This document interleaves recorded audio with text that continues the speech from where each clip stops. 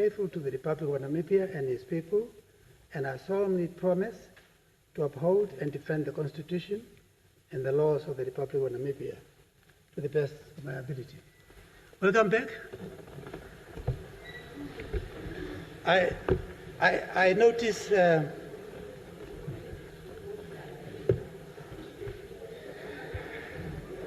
our able key person at the front desk was trying to enjoin us to walk in, and I was trying to hint at him that once my train leaves the station, it does not stop. Yeah? Okay, we need a bit of a sense of humor to manage any petitions, and I'm assuming that we are not going to get petitions anymore in writing. They will be presented to us through the app, through technology. That will be the day. Step by step, we'll get there. Reports and standing and fellow committees.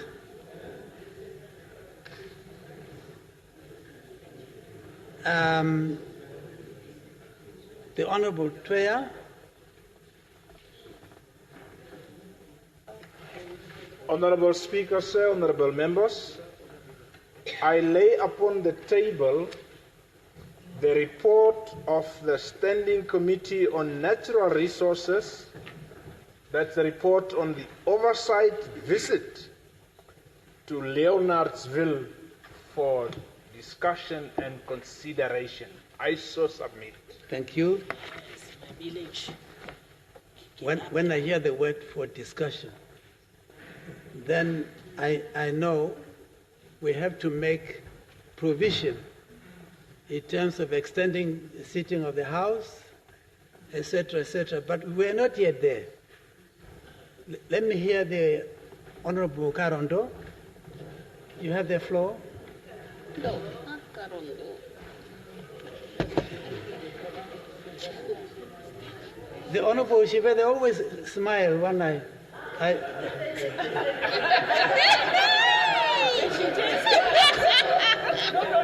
Sharon Doe.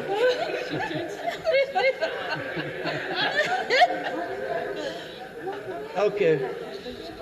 I think when I'm gone, you are going to miss that pronunciation. Honorable, you have the floor. Thank you for the floor, Honorable Speaker, honorable members. I lay upon the table the following reports for consideration, discussion, and adoption. 1. Report on the motion on the impact of stock theft in Namibia. 2.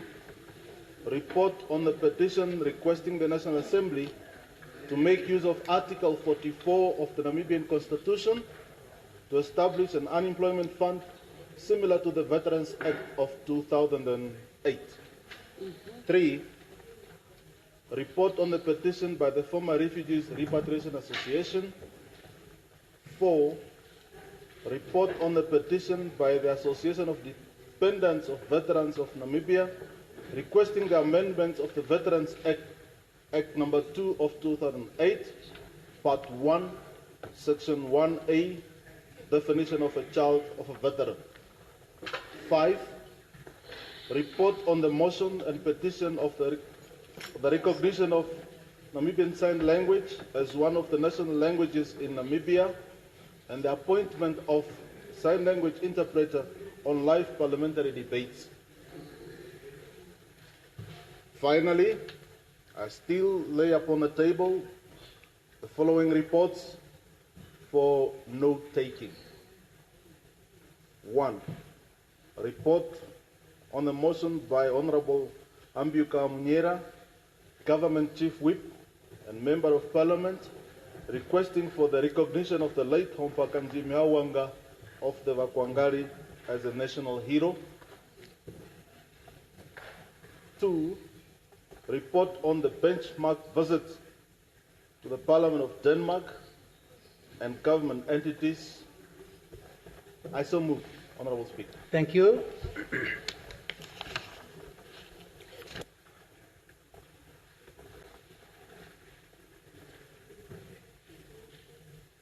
I'm assuming the reports are coming.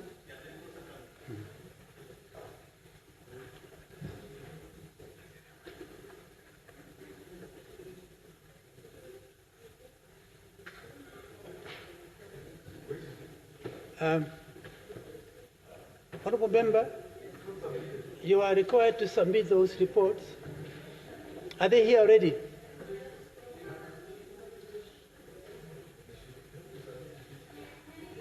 Just come up with your file.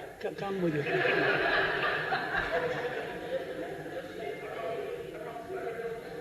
We can help you. We can help you to sort it out.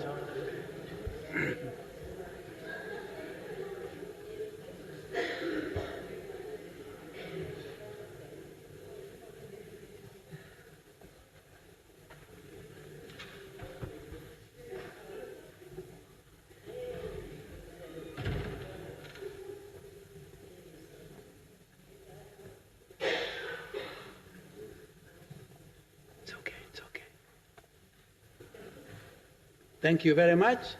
Next, the Honourable Nono Kachingisiwa. Honourable Speaker, honourable members, I lay upon the table for discussion and consideration the report of motion on current crisis in the education sector, and then the report to ratify the African Union Charter for African Cultural Renaissance. I so move. Thank you very much. And kindly submit those reports.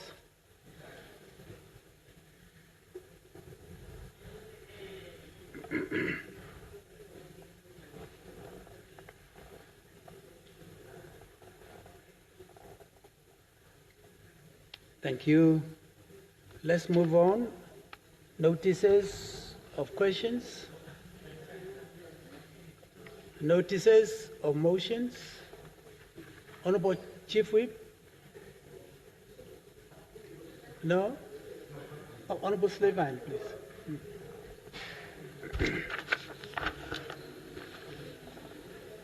Honourable Speaker, I give notice that tomorrow, 13th March 2025, I shall move that leave be given to introduce a bill to provide for the establishment of communal land boards and provide for their powers and functions, to provide for the establishment of a communal land board, land development fund.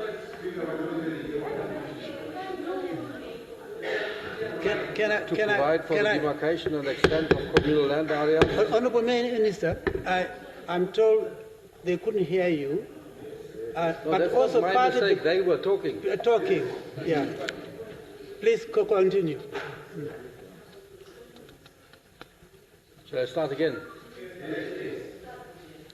Mr. Speaker, I give notice that tomorrow, the 13th March 2025, I shall move that leave be given to introduce a bill to provide for the establishment of communal land boards and provide for their powers and functions, to provide for the establishment of the communal land development fund, to provide for the demarcation and extent of communal land areas and the allocation of communal land rights, to provide for the powers and functions of chiefs, traditional authorities and land committees in the allocation of communal land rights, to provide for the continuation of the Land Reform Advisory Commission, to provide for the continuation of the Land Acquisition and Development Fund, to provide for the acquisition of commercial agricultural land by the state for the purpose of land reform and for other land reform related purposes, and for the allocation of such land to Namibian citizens who do not own or otherwise have the use of any or of adequate agricultural land, to vest in the state a preferential right to purchase commercial agricultural land, to provide for the compulsory acquisition and alienation of commercial agricultural land by the state for the purpose of land reform and other land reform related purposes, to prohibit the acquisition of commercial agricultural land by foreign nationals, to regulate the leasing of commercial agricultural land by foreign nationals, to provide for the valuation of commercial agricultural land, to provide for the continuation of the valuation court under the name of valuation tribunal, to provide for the imposition of land tax, to provide for the continuation of the land tribunal, to provide for the appointment of authorized officers to perform certain functions under the Act, and also to provide for incidental matters. I so move, Honourable Speaker. Thank you.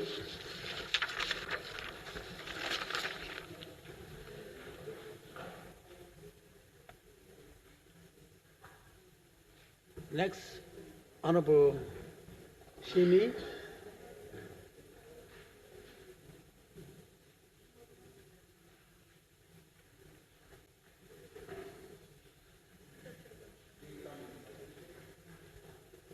It's on the way. Thank you very much, Honourable Speaker. I give notice that tomorrow, the 13th of March, 2025, I shall move that leave be given to introduce a bill to amend the Procurement Act, the Public Procurement Act of 2015, so as to establish the Public Procurement Court, to make provision for the jurisdiction of the Public Procurement Court, to provide for administrative and procedural rules that govern the conduct of the public procurement hearings, and to provide for incidental matters. I so move, Honourable Speaker. Thank you.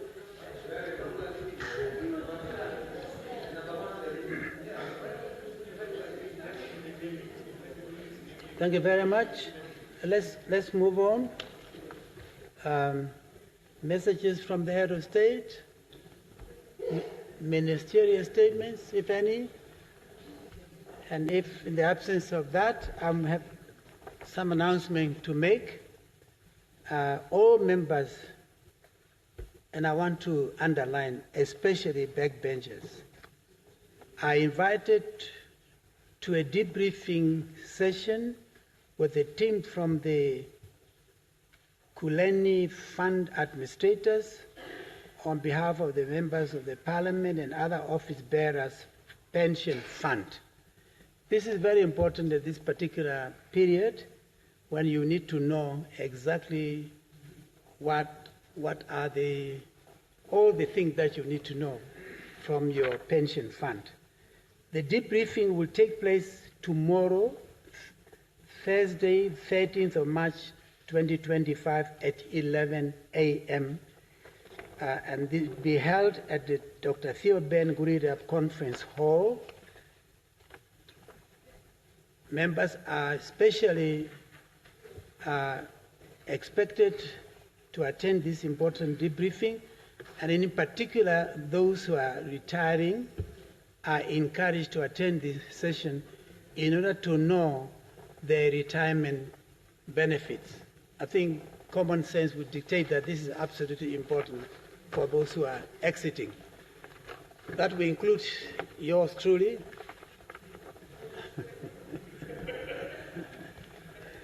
That said and done, I now move to the other part of the agenda. The first notice of a motion is the one of the Honourable Minister of Justice.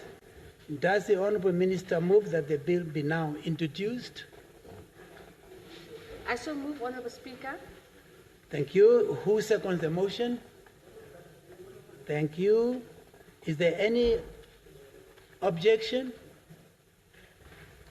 In the absence of that, then it is agreed to. Will the Honourable Minister please table the bill?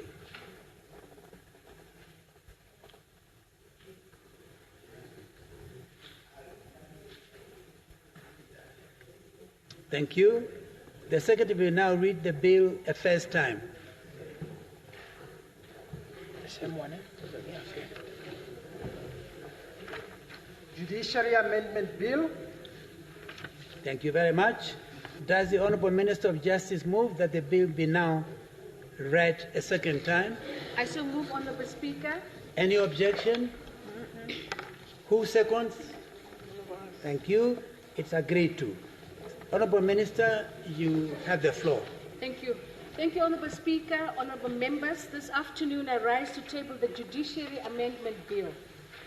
The purpose of the Judiciary Amendment Bill, as captured in the long title, is to amend the Judiciary Act 11 of 2015 to assign the Chief Justice responsibility for capital projects of the Office of the Judiciary, and in consultation with the Minister responsible for Justice regarding courthouse construction and to deal with incidental matters.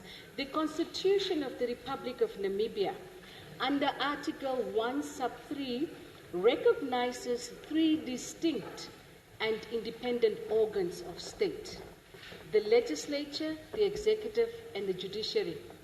The Constitution establishes a clear separation of powers, ensuring that each organ exercises its functions without interference from the other. This principle is foundational to Namibia's democratic system, and it is crucial for maintaining the integrity and accountability of each branch of government. To give effect to this constitutional principle, the Judiciary Act of 2015 was enacted to uphold the separation of powers between the three organs of the state, particularly with respect to the judiciary. The Act was intended to strengthen the independence of the judiciary, ensuring that it can function autonomously in fulfilling its constitutional mandate. However, despite this framework, the Ministry of Justice and the Office of the Judiciary have faced challenges in implementing Section 9(1) of the Judiciary Act of 2015, which governs capital projects for the Office of the Judiciary. In terms of Section 9 of the Principal Act, the Ministry of Justice is granted the overall responsibility for the implementation of capital projects of the Office of the Judiciary and provides that the Minister must consult the Chief Justice regarding the construction or renovation of courthouses and other buildings that are to be used or are being used by the office. The anomaly to be corrected by this proposed amendment to Section 9 of the Judiciary Act is that the current provision defeats the objective of the Namibian Constitution 3rd Amendment Act 8 of 2014, which provides for the judiciary, and I quote, "for the judiciary as a financial and administrative independent organ of the state," end of quote. Over the past almost 10 years, since the Judiciary Act came into operation, it has become abundantly clear by the challenges enumerated at various occasions and by various institutions, including an inquiry by the Standing Committee of Parliament on Legal and Constitutional Affairs, as well as inquiries by the National Planning Commission, that the current arrangement is not only in breach of the constitutional provision, but also hampers effective planning by and financial administration of the Office of the Judiciary. This has necessitated this amendment to the Judiciary Act to cure the constitutional mischief and to enable the Office of the Judiciary, its accounting officer in particular, to exercise full control over the planning, budgetary expenditure, and execution of all capital projects for the judiciary. Honourable Speaker, honourable members, this amendment will ensure complete and full independence of the operations of the judiciary as envisaged in the Constitution. Furthermore, the bill retains the requirement for consultation between the Chief Justice and the Minister of Justice regarding the construction of courthouses in order to uphold the Ministry's mandate to provide legal services and facilitate access to justice. The Ministry is responsible for ensuring that the justice system is accessible, efficient, and effectively delivered to all citizens. This consultation allows for a collaborative approach that ensures judicial infrastructure projects are in harmony with the Ministry's broader mandate while still safeguarding the independence of the judiciary. I therefore conclude, honourable members, honourable Speaker, and urge your support for this bill, which aims to strengthen Namibia's justice system and establishes a balance that upholds the rule of law, striving for fairness and access to justice for all Namibians. I thank you and so support. Thank you very much. Any further discussion?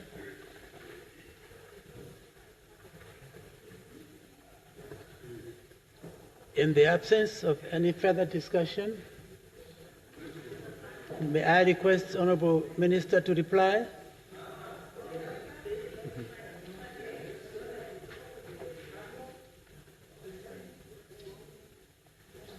Well, I will not be able to recognize a member unless the light is on and it's on the system. I want us to understand each other. It's not because I'm ignoring anybody. Yeah, no, that's fine, Honourable Speaker. Please, you have the floor. Thank you, Honourable Speaker. And I rise to support the bill. And as the Minister has stated, that this bill is tabled to correct the anomaly because, as it stands, it's in breach with the Constitution, and we cannot, as this House, allow acts or bills that we are seeing that they are against the Constitution. We cannot allow them to stand. So thank you very much, Minister of Justice, to have brought this so that we align everything with the Constitution. So I support. Thank you. Thank you very much.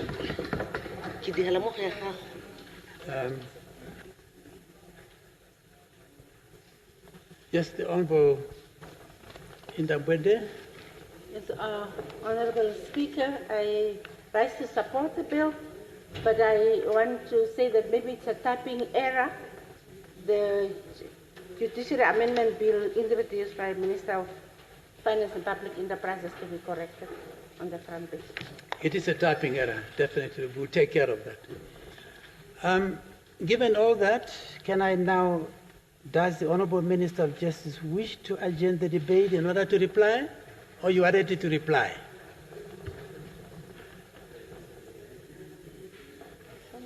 Thank you very much, Honourable Speaker, and I want to thank the honourable members that have specifically supported the bill, but also the House for the unanimous manner in which this bill is now being accepted. Thank you. Thank you very much. Let's move on. The second notice of a motion is the one of the Honourable Katamelo. Does the Honourable Katamelo move to the motion?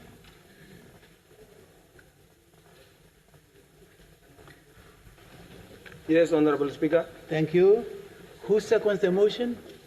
Okay. Any objection? None. Agreed to? Yeah. Honourable Member, you do have the floor. Okay.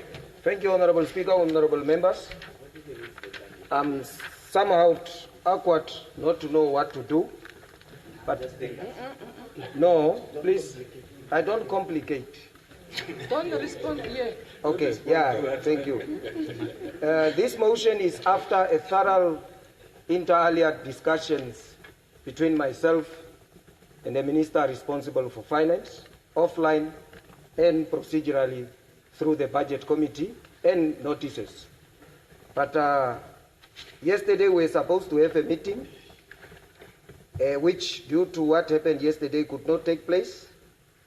And I subsequently indicated to, because I'm just seeking the indulgence of the House to guide, indicate to the Honourable Minister, technology. Okay. To say, morning, Honourable Ipumbu, I checked with the timetable.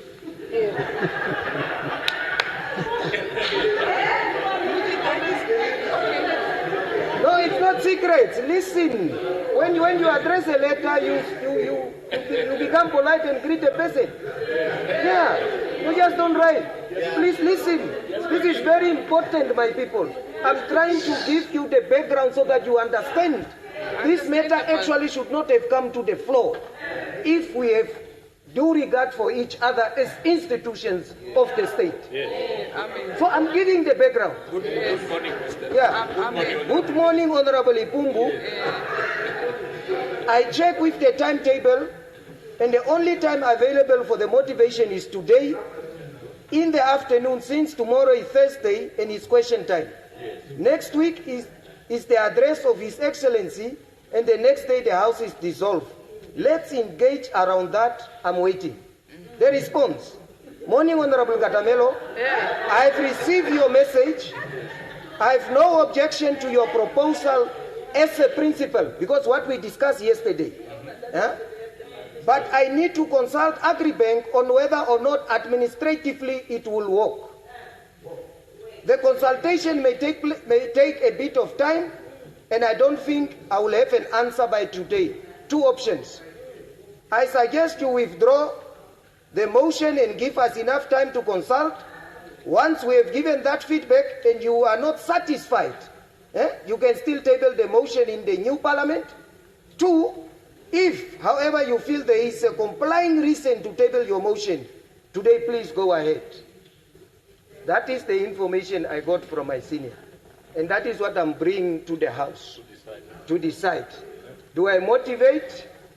But the principal matter is, and it's also good for understanding moving forward, do we subject the authority of the House to an institution that we have created? Or do we engage each other as principals for the safeguarding of the democracy of this country? That's a principal question. Okay.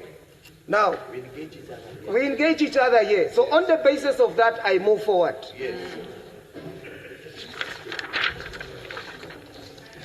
We have, as I said, I've jumped the queue of the enormous correspondence we have with the Honorable Minister. Due to time, I'm going straight to the matter.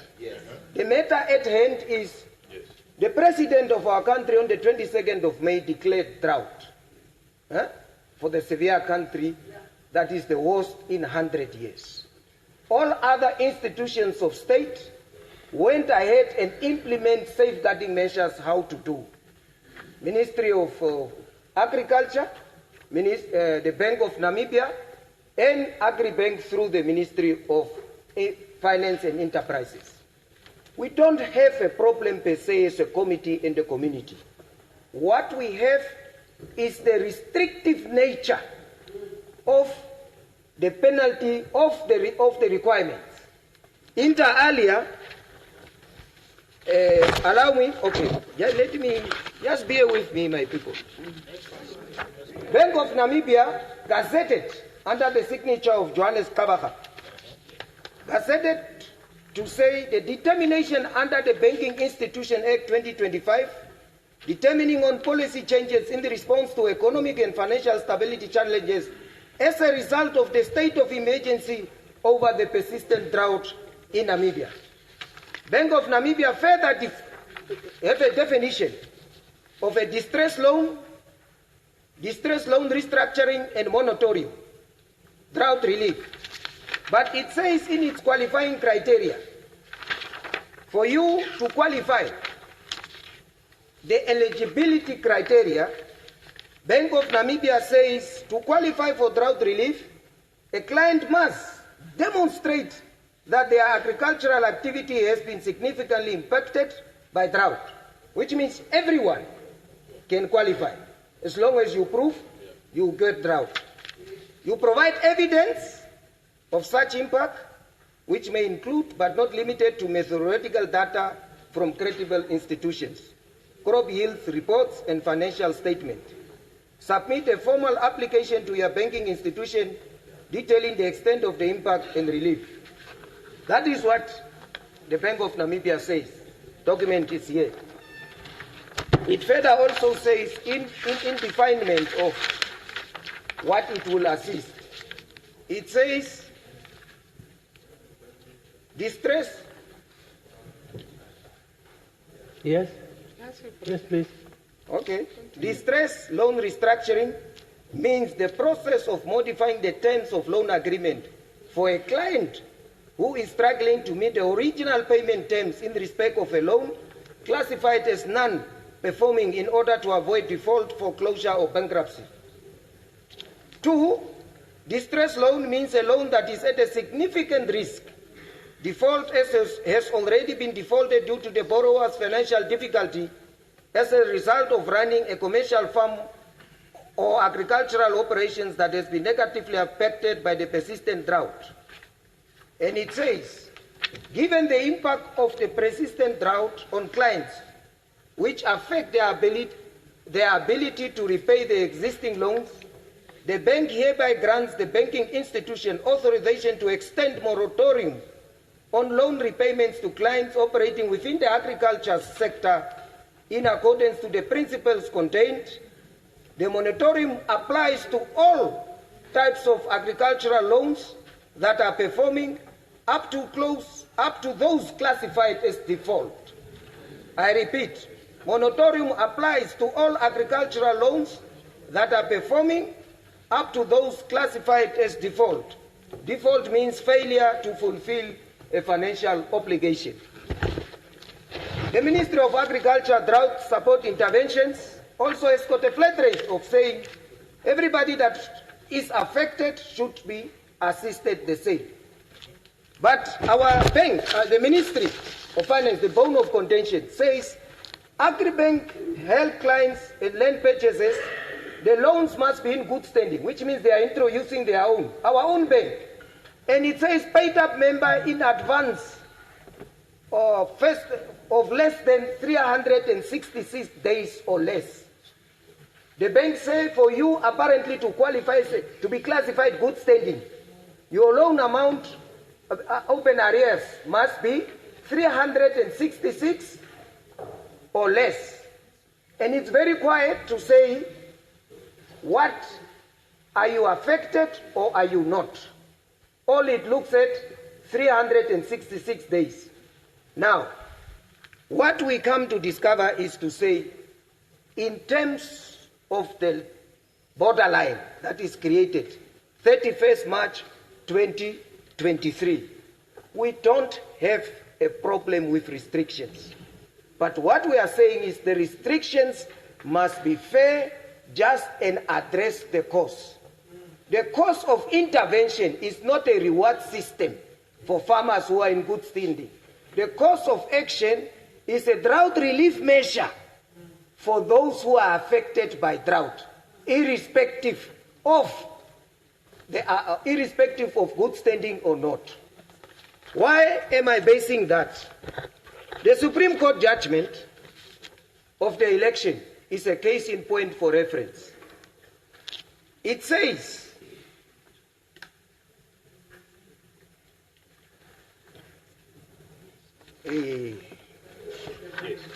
no, it says, and it's a very case in point to understand.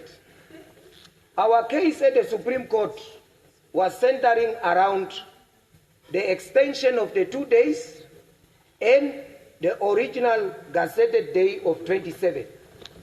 Now the Supreme Court says the interpretation put forward by the applicants is underpinned by the notion that completing of voting within a time determined for the conduct of the poll is so important that it trumps on the importance of creating such an opportunity as possible to extend the franchise to the greatest number of eligible voters.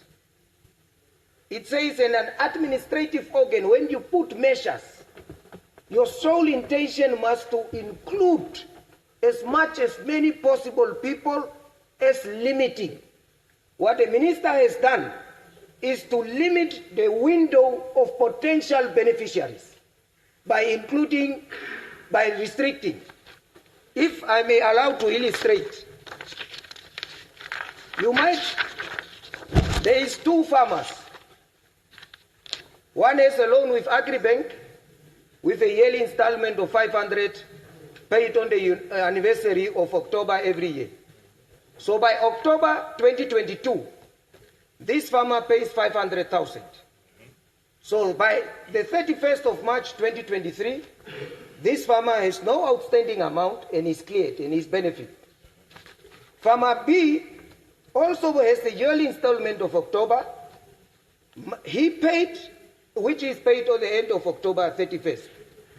By October 2022, this farmer only for one or other reasons pays 300,000 and is left with an outstanding balance of 200,000 now on his account.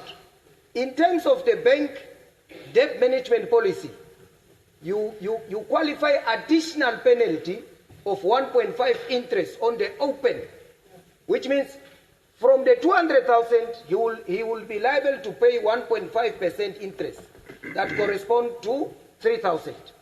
So his total obligation will be not longer 200, but it will be 200 plus 3,000 every month. If after 6 months he pays the account, he will not just only pay 200. He pays 200 plus 18,000, which means he must pay 280,000. In terms of the straight line that is applied by the minister says, if by 31st March 2023 you don't clear, you are disqualified, regardless of the time you are going to clear. Now the objective is you are addressing drought. Yes. You are not addressing reward. Yeah.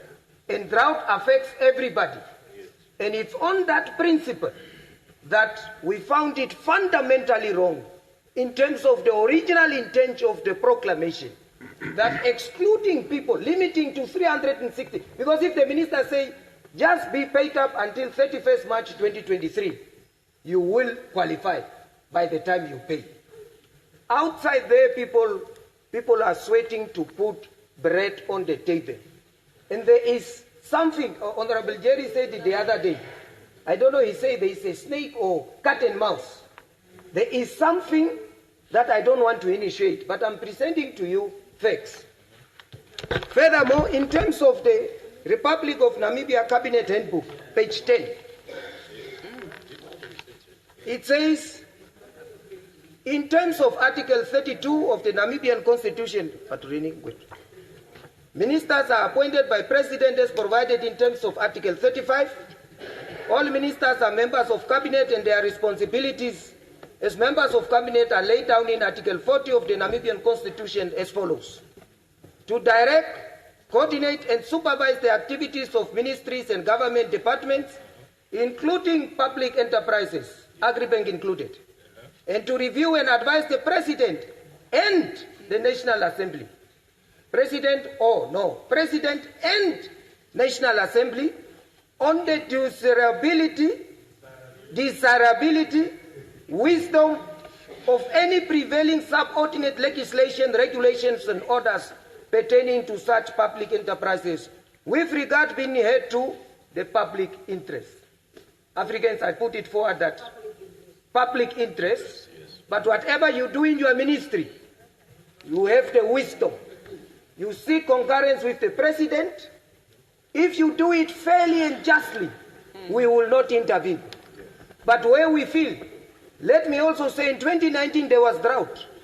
The Minister of Finance that time was Honorable Kali Sledwide. The measures implemented were a flat rate. What we are objecting is the 300, if the Minister removes 366 and say all people who need to participate must be paid up by the 31st of March 2023, there is no problem. Case is solved. The problem is the narrow exclusion phenomena included that is derailed to exclude the masses at the expense of including a greater number of people.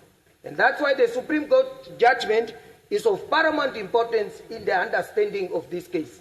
I therefore submit to say, simply because a person owes and is beyond a certain number cannot disqualify that person to be not in good standing. More especially if you don't take care of the situation you are trying to affect, that you say is drought and is of a severe nature. We are submitting to say, Minister, and the other one is also paramount, the Cabinet Handbook, also Article 40. To remain vigilant to ensure the scores of apartheid, tribalism and colonialism do not manifest themselves in any form of a free and independent Namibia, and to protect and assist disadvantaged citizens who have been historically been victims of this pathology. Africans, our duty is to help the previously disadvantaged Namibians in terms and not to bury them in distrust any further. Africans, we owe it to people, and we should not put measures. There is one thing that I've discovered. If a situation does not affect you, you tend to listen differently. And if it affects you, you tend only now to understand and have sympathy. The onus is on this house. If we agree here, then the minister takes this message and go to Agribank as a subsidiary that we have created. We cannot be told that Agribank must say, and that one is wrong, Africans. And we are all together have sworn to protect, defend, and all interests of the material people of this country. Africans, I don't know. Honorable members.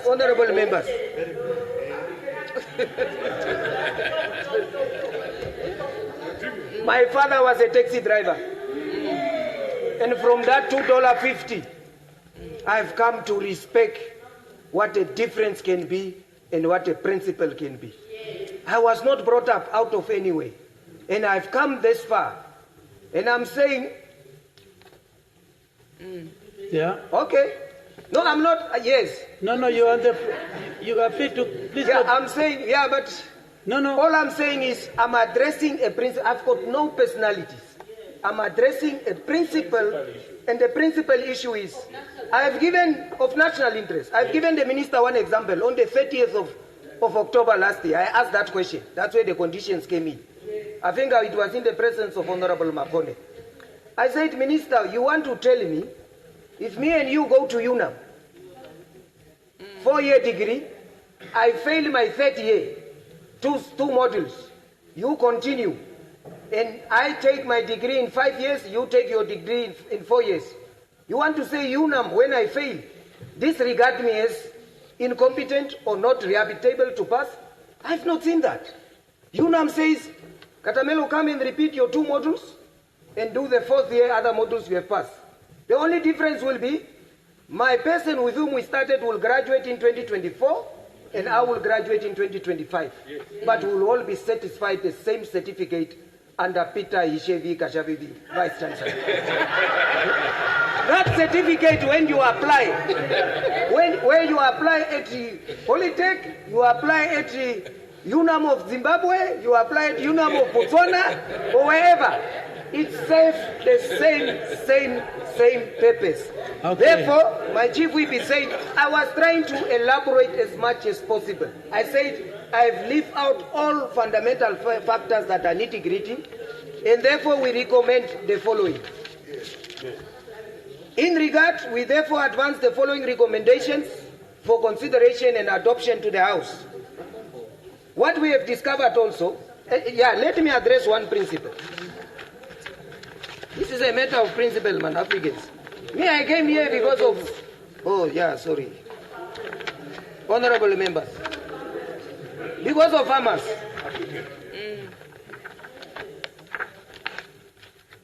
It's a matter of life and death, my sister. If you don't feel this pain, people out there in Omaheke, they are suffering. Okay. The first thing, and this one is just offline, we'll deal with the minister directly. On the 21st of March, February, we addressed a letter to the minister under the signature of the speaker. Invitation. The chairperson of the Standing Committee on Budget and Finance is hereby extending an invitation to you once again to a meeting. The meeting aims to advance and check the progress on crucial issues and conclude the outstanding matters before the end of the 7th Parliament. In preparation for this meeting, the committee will greatly appreciate if your office could provide advanced, detailed information on the following items: the fiscal paper for 2025-2026 and other relevant pre-budget formulation documents, the medium-term budgetary framework showing key milestones and their respective dates of the engagement in the budget cycle, a copy of the budget call circular issued to guide all OMAs together with the relevant amendments annexures providing clear directions on the submissions requirements. As per our previous letter from the Speaker, the committee would like the information on how your office facilitated and coordinated drought policy leading to the determination and provision of assistance to the affected farmers, as well as the exclusion of some. In this regard, the committee would like you, Honourable Minister, to provide a copy of the drought relief policy, if any, guidelines followed, the list of beneficiaries and the list of the disqualified beneficiaries, as well as the type of assistance it will be availed to those so disqualified. The Minister responds. Your letter dated 21st February 2025 on the above subject has a reference. I'm writing to you to confirm my availability for the meeting on the 11th of March 2025 at 4 o'clock. On the second request to provide you with the budget documentation for the upcoming financial year, this will be made available to Parliament once it has received formal approval from the newly formed Cabinet. As you are aware, the current government is in process of finalizing the new Cabinet, and upon its completion, the above budget will be presented in its entirety to Parliament for the review and consideration. We anticipate this process to be concluded shortly, and we will ensure all necessary documents to provide promptly your perusal and all esteemed members of Parliament. We understand the importance of transparency and timelines in presentation of the budget and are committed to failing an efficient discussion once Cabinet approval has been granted. The Minister hardly has answered any of the six. We are saying, C4, give, in regard of the committee, would like to provide a copy of the drought relief copy, if any, guidelines followed, list of beneficiaries, list of disqualified beneficiaries, and the assistance. Now, notwithstanding that, we have passed rules here that on behalf of the Assembly, the Budget and Finance Committee will deal with the budget. I'm saying that is not part of the issue, but I was just indicating to you how, according to us, we are struggling to get information. So as I put it, some of these things are not necessary. But if that is the process that you need, then you don't have any other choice, because ultimately the sovereignty of the execution is vested in this House as Parliament. Yeah. That one. Therefore, we recommend the following. Since there is no policy with regard to drought, within 90 days after adoption of this, with all stakeholders, including Parliament, a comprehensive policy must be developed by the Ministry of Agriculture and the Ministry of Finance and all others included. We must have a drought policy, so that when there is drought and the President says this, you diffuse this ambiguity of rules 366 and whatever. Then they straightforward. If this happens, this goes. Just the same way. People are praising our country when His Excellency was ultimately called to his final resting place, that there could be so much smooth, quiet, peaceful transition of power. And you know why? It's documented. In the absence of the President, the Vice President shall be elected by Cabinet. Come again? No, please, no dialogue. No dialogue. In pursuit of fulfillment of Article 18 of the Constitution of the Republic of Namibia, and indicating all other equalisms, for administrative bodies to act fairly and responsibly to comply with the requirement imposed as such bodies of common law and any relevant, as well as to the fulfillment of the drought risks, we are saying everybody who has paid and is up to date in terms of the baseline of the Minister, 31st March 2023, must be allowed to benefit just like the other ones. There is one aspect also. I said the person pays interest. Yes, the Minister has waived interest, but he has waived interest as of April. If the Minister so wish, you check and give the benefit of the doubt. Calculate the interest of all others who paid beyond. Because to pay interest is much cheaper than to be excluded. In the event of that, all persons who are paid up as of the 31st of March 2020 be assisted the same way as others. Those who could not be assisted, an option must be provided for them, for instance, of installment deferment of moratorium.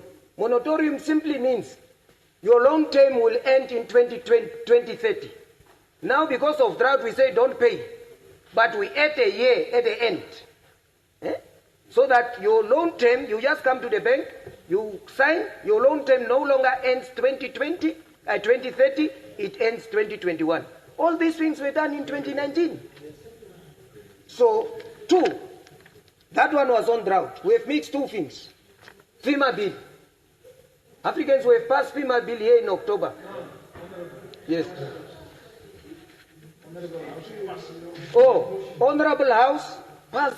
We as honorable members passed the bill. Yes. Not the FEMA bill. Then the Committee on Economics went on a benchmark study, bring recommendations to this House, specifically saying the recommendation 7.2, the minister responsible for finance must table in the National Assembly the regulations referred to in Section 465 of the Financial Institutions and Markets Act number 2 of 2021, before implementation and enforcement of the regulations by NAMFISA for Parliament's approval. Yes. We have mixed. Read there, We also say all future bills should entail a section or a clause which mandate the minister to table in the National Assembly the regulations before implementation and enforcement of those regulations. Yes. What we are saying, things cannot just happen at the ministry and then Parliament is reactive. We are saying, do this, but bring it to the House, so that the House, through the public, is informed and made aware.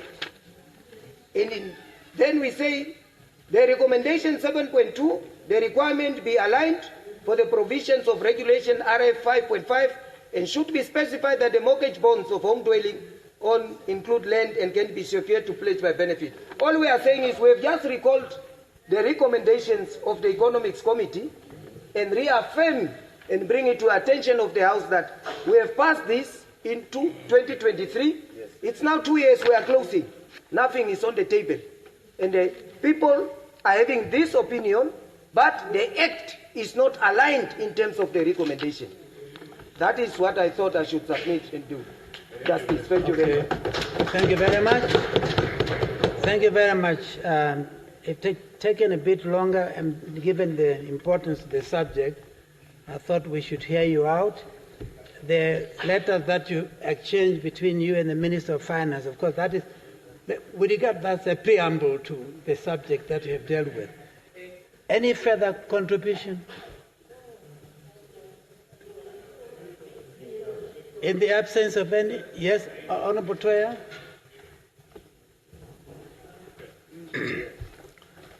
Honorable Speaker, sir, honorable members, let me congratulate Honorable Katamelo for giving and briefing us comprehensively.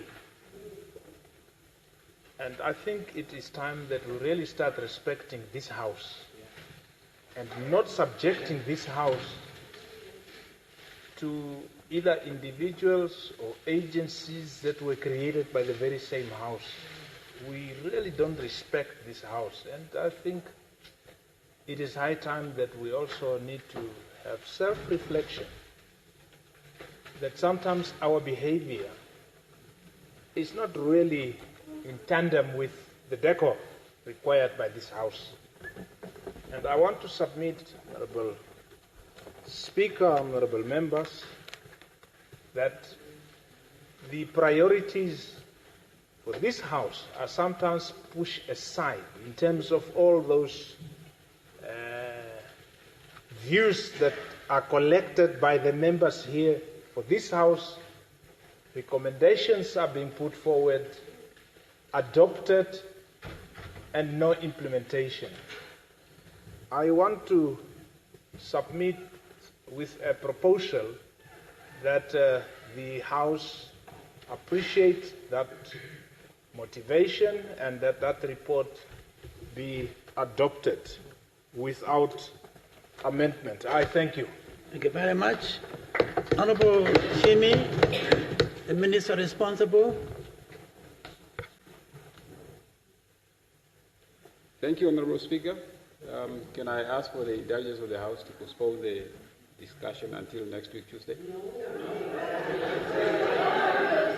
Yes. I want to participate. I want us to be clear. I think we. No. Can I say something?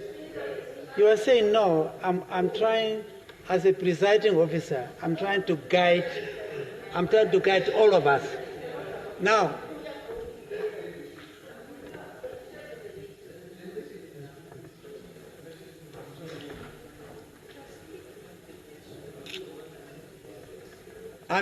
I'm simply saying we need to look at our timetable carefully. Because I think from tomorrow we are going to announce the fact that we would like to meet on Friday morning. And we are likely to also... Did I hear someone disagree? I'm simply saying we're at the point where we need to manage our time carefully. I'm not going simply to agree to next week Tuesday, because next week Tuesday will be 18th, isn't it? And that is the day when we are inviting the outgoing president to honor him here. So we have a challenge in time. So I can squeeze in this tomorrow.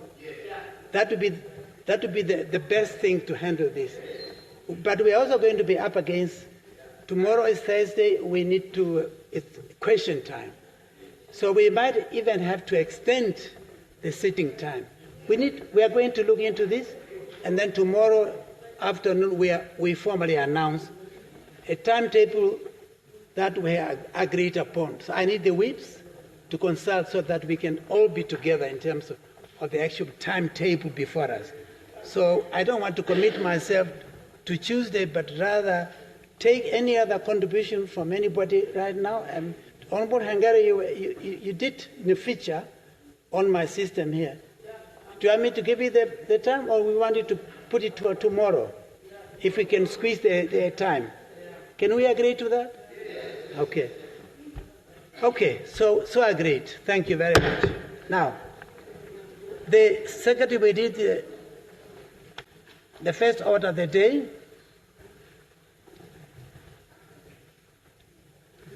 Debate to amend Rule 2, which provides for the establishment of the selection committee in terms of the rules on establishing functioning standing committees and procedures. Thank you very much. When this Assembly adjourned on 11 March 2025, the question before the Assembly was a motion by the Honorable Katamero that the Rules 2 of the Standing Rules and Orders be amended. Honorable Katamero replied yesterday, and I now put the question that the amendment rule be adopted. Any objection? We duly notify your objection. We are going to take note of your objection. We take note. But I'll put the question that we agreed to this particular recommendation. So agreed? Thank you. The Secretary will read the second order of the day. Resumption of committee stage, Ombudsman Bill. Does the Honourable Minister of Justice move that the Assembly now goes into committee? Honourable Speaker, I move that the bill be withdrawn for the moment. Thank you. Thank you very much. So agreed. The Secretary will read the third order of the day. Consideration of committee report on the review of the audited report of the Namibia Broadcasting Corporation for the years ended 31st March 2017-2018. Thank you very much. Does the Honourable Mororwa move that the committee report be considered? Yes. Thank you very much. Thank you very much. We're not yet there. Who seconds? Who seconds? Thank you. There's no time. Then it's agreed to. Honorable Member, you have the floor. I agree with you. We're up against time. Thank you, Honorable Speaker. I raised to motivate 5 reports, and honourable members are please requested to make their comments on the individual reports when each report is up for discussion. The reports are the Office of the President, the Minister of Defence and Veteran Affairs, Namibia Broadcasting Corporation, Namibia Students Financial Assistance Fund, and the report on oversight visit to government assets in Oshana, Ohangwena, Omusati, and Oshikoto from the 20th to the 26th of August 2023. As you are aware, the duties of the Public Accounts Committee in terms of Rule 69 of the Standing Rules and Orders of the National Assembly are, amongst others, to examine, consider, and report on A, the accounts showing the appropriation of the sums granted by Parliament to meet public expenditure of the Republic of the country. Such other accounts, reports, and other matters or tasks as may be referred to the committee by the House or under any other law. C, all reports of the Auditor General on any such accounts, and D, all accounts and reports of accounts where the state has interest, and E, all state-owned enterprises and parastatals. The reports I table today, Honourable Speaker, presents the outcomes of all the concerns and issues raised during the committee's review and examination of the audited report on the Ministry of Defence and Veteran Affairs of the financial year ended 31st of March 2019.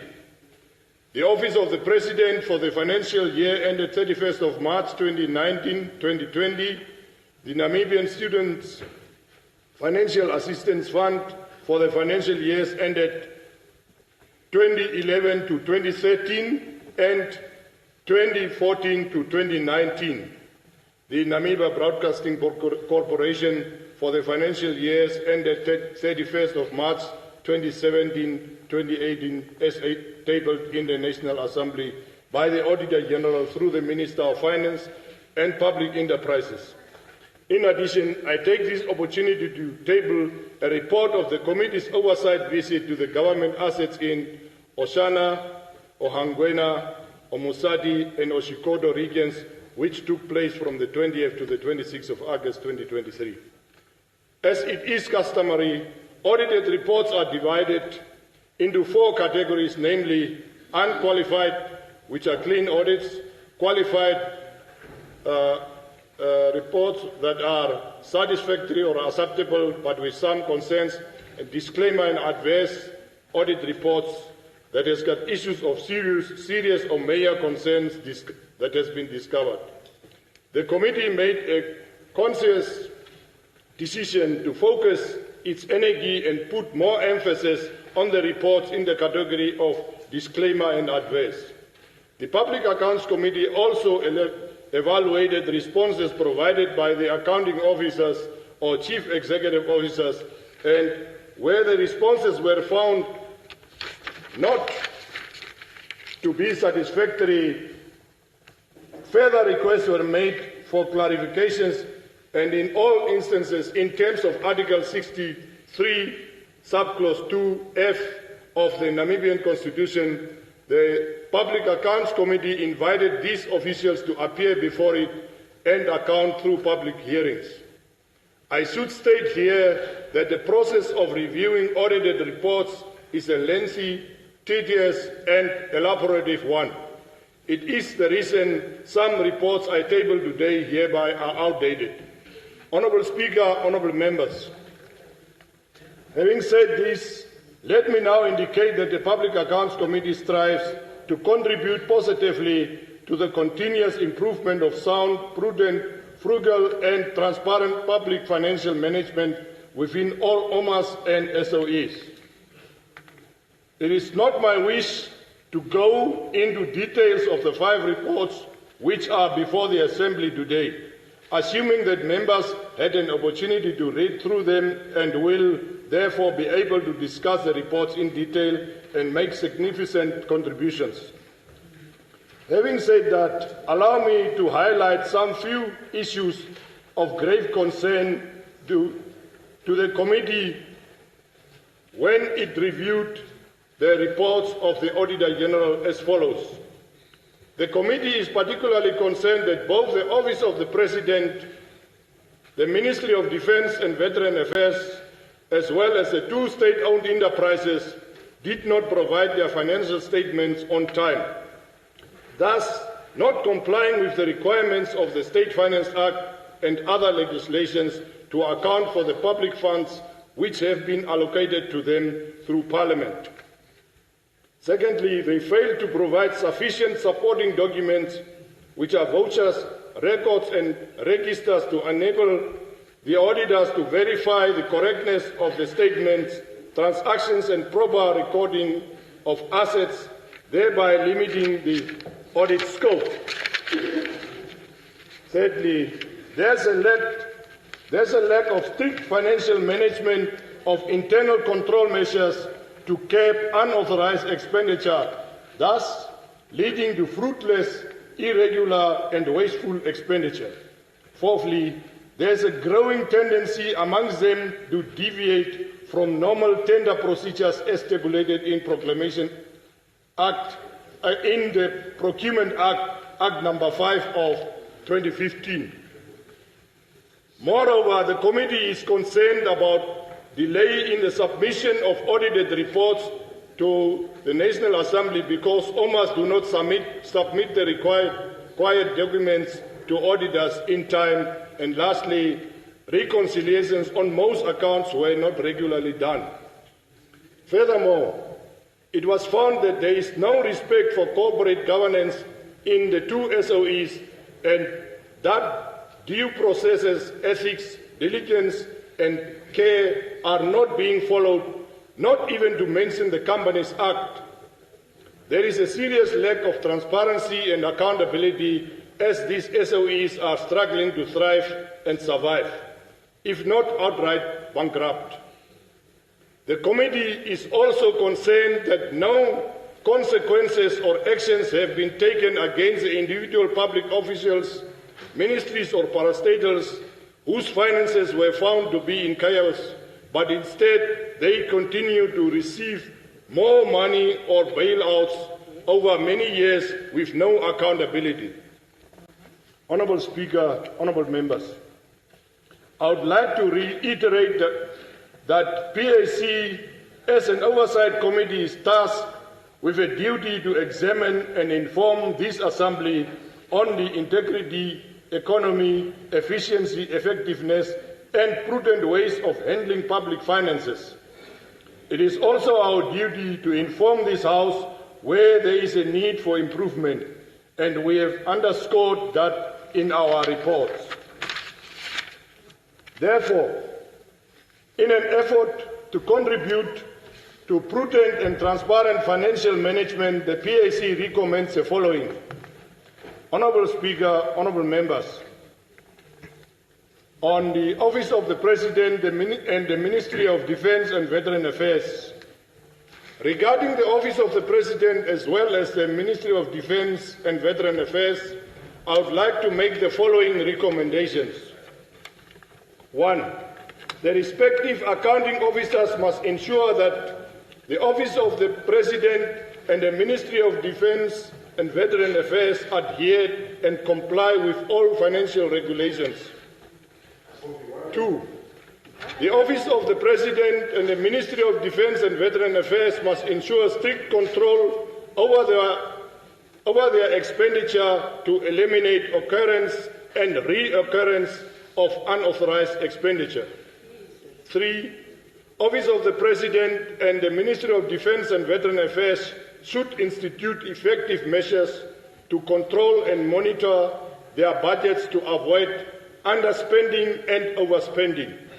Fourthly, the Office of the President and the Ministry of Defence and Veteran Affairs should also ensure that all supporting documents are kept and made available for auditing processes on an annual basis and timeously submit financial information to the Auditor General.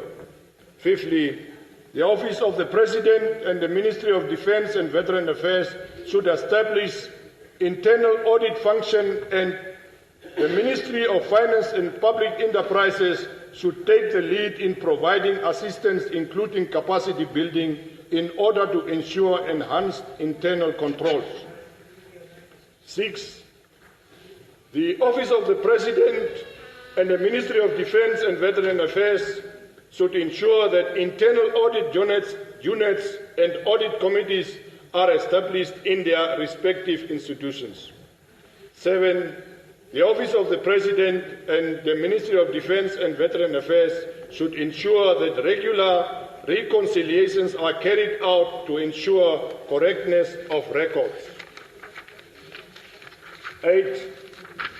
The Office of the President and the Ministry of Defence and Veteran Affairs should ensure that rules and regulations are adhered to, and monitoring mechanisms are in place to compel all staff members who travel to fill in their claim forms within the stipulated period upon return. 9.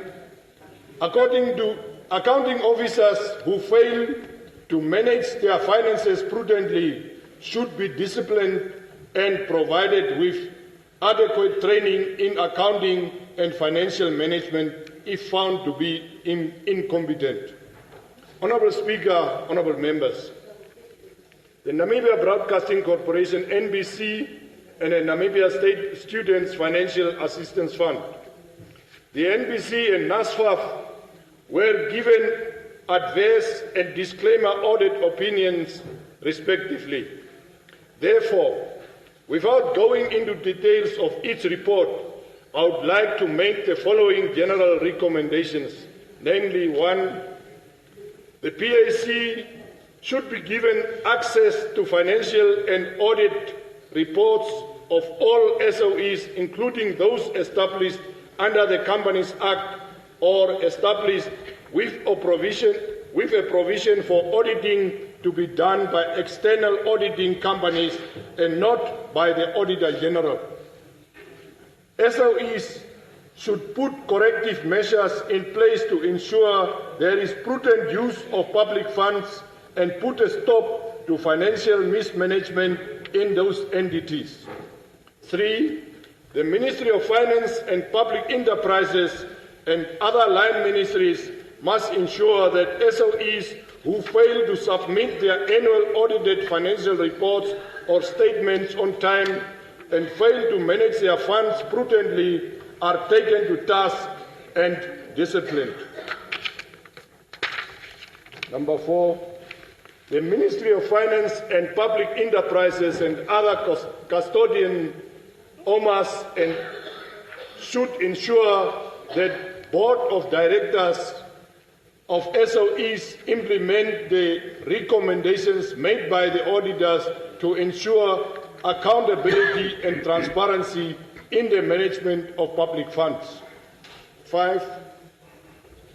The Ministry of Finance and Public Enterprises must identify reasons why some SOEs are technically insolvent and recommend solutions to Parliament.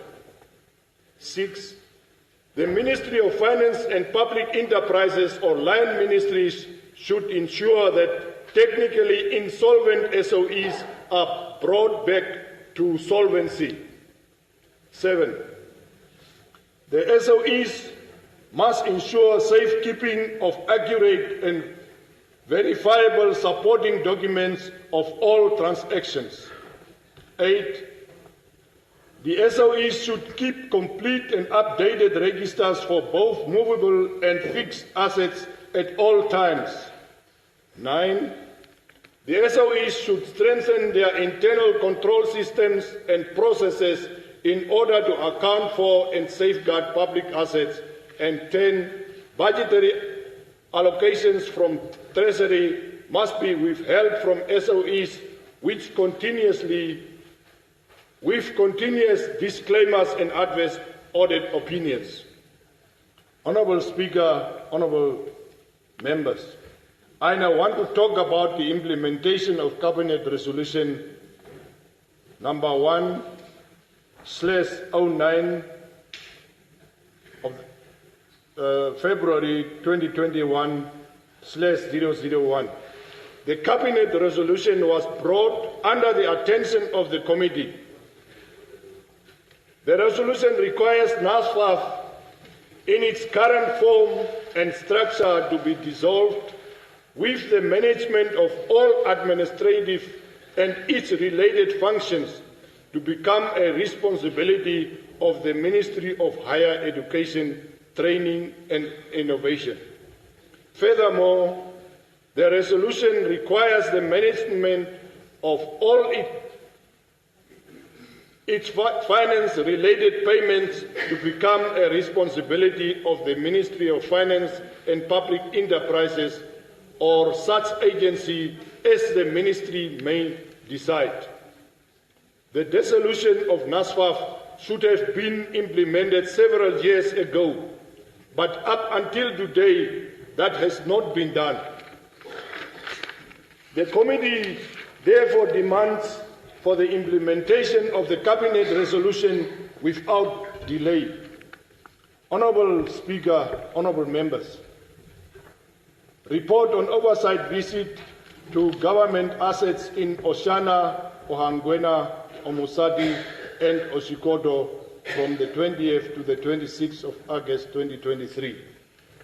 The committee undertook an investigative mission to ascertain the current status of government houses, garages and some schools in the Sambal regions of Ohangwena, Oshikoto, Oshana and Omusadi from the 20th to the 25th of August 2023.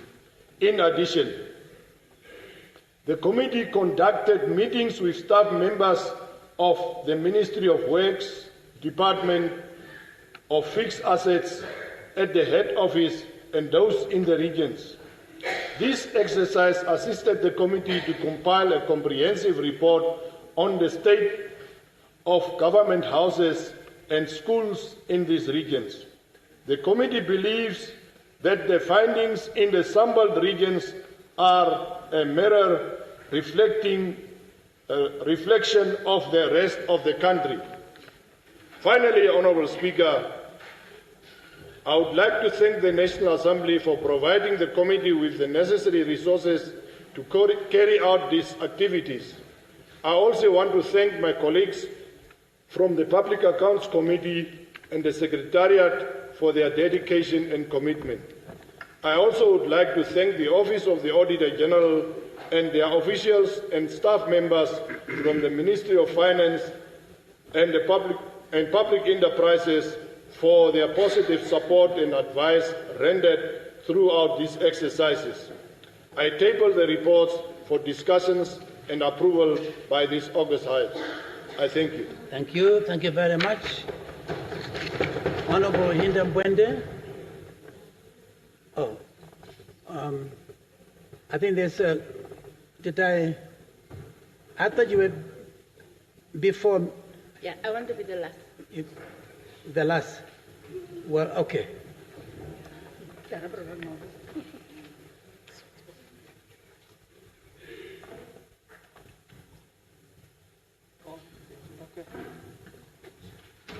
Thank you, Honourable Speaker.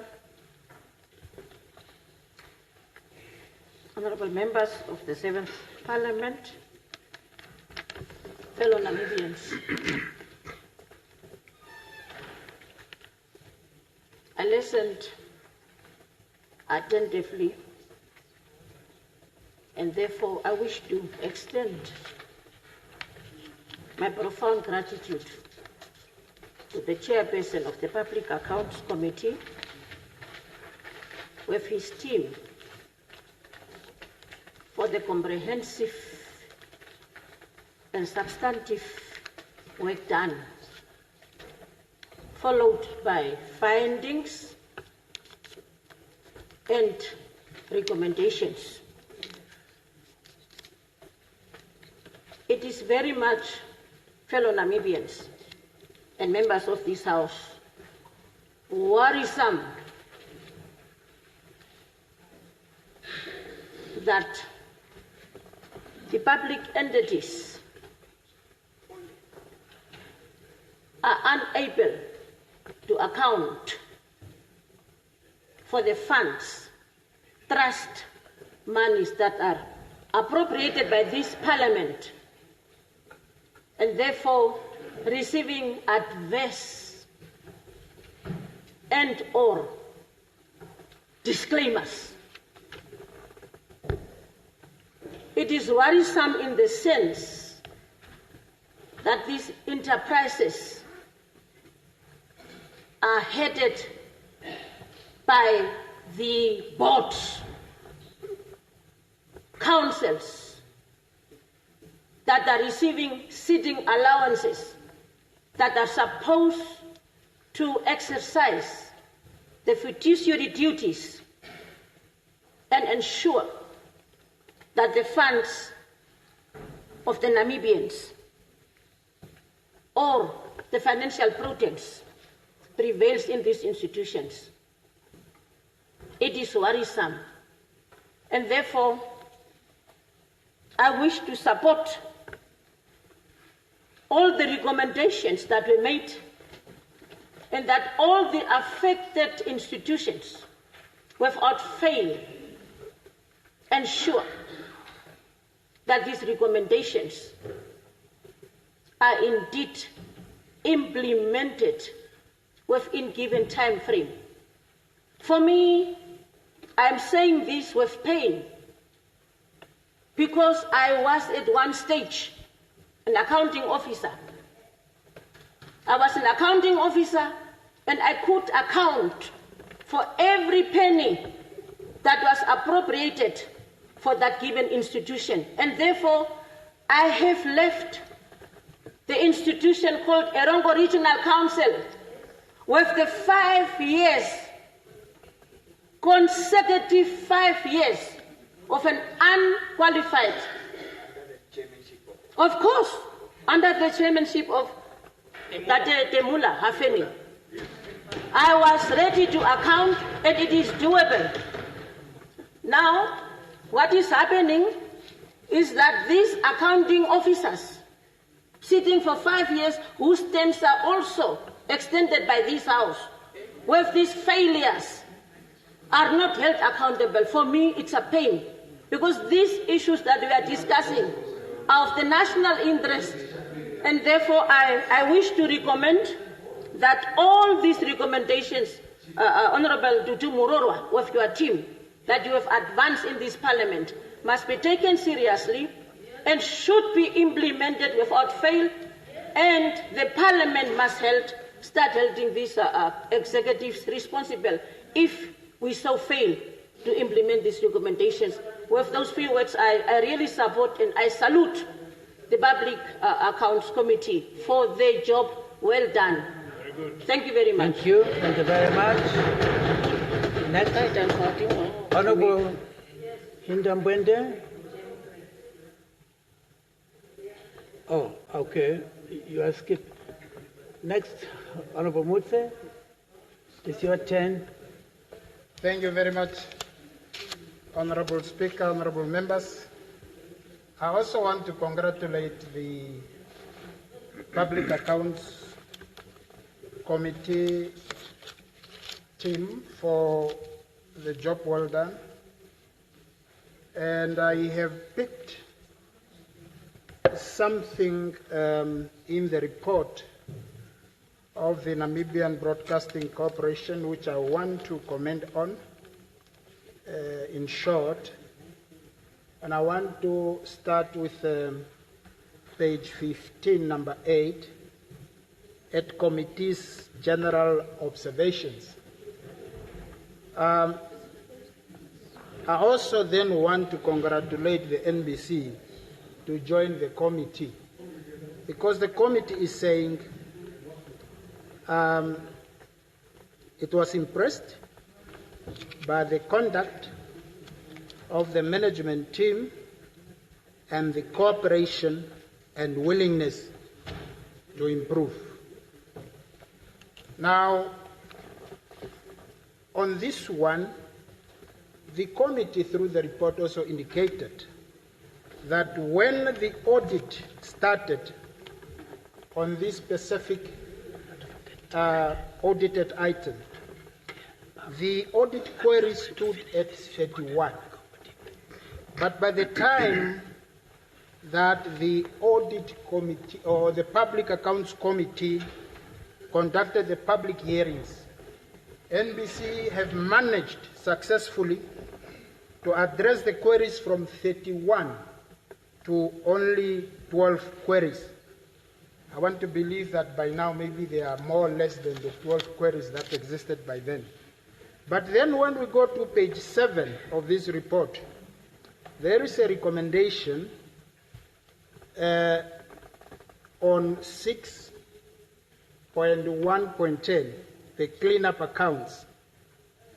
It is recommending that the committee is recommending that a forensic audit be conducted and that such an audit be funded by the NBC fully, which I disagree with. Because it's saying the committee is recommending that the Office of the Auditor General must be the one commissioning this audit, identifying an independent auditor to carry out the audit on NBC, but then the full cost of that exercise must be beared by the NBC. Now, the recommendation is also saying the product delivered by that auditor is for the consumption of the Auditor General and the Public Accounts Committee and not for NBC. And therefore I believe if the consumption, the commissioning of that act and the consumption thereof is of another institution, that institution should bear the cost. So in other words, if the Auditor General's office is the one to commission that act, that request for forensic audit to be conducted, it shouldn't be the NBC that should bear that cost. And moreover, when that audit is completed, the end product is directly delivered to Auditor General's office and the Public Accounts Committee. It's not for the consumption of NBC. So I differ on this recommendation, and I believe it should be probably addressed. On the other hand, it may also construe a mismanagement of the fund, because when the NBC is budgeting, the operational cost would not include that function of a forensic audit. So therefore, to probably amend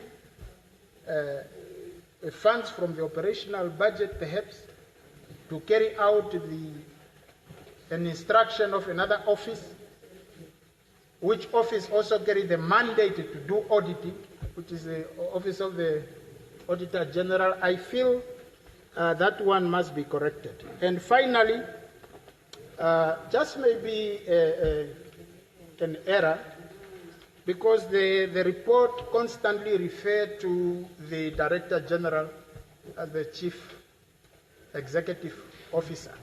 So maybe just to correct that one, so that there is a proper flow and correct title for the Director General and not Chief Executive Officer. But all in all, I recommend the committee for the job well done with these concerns that I have raised.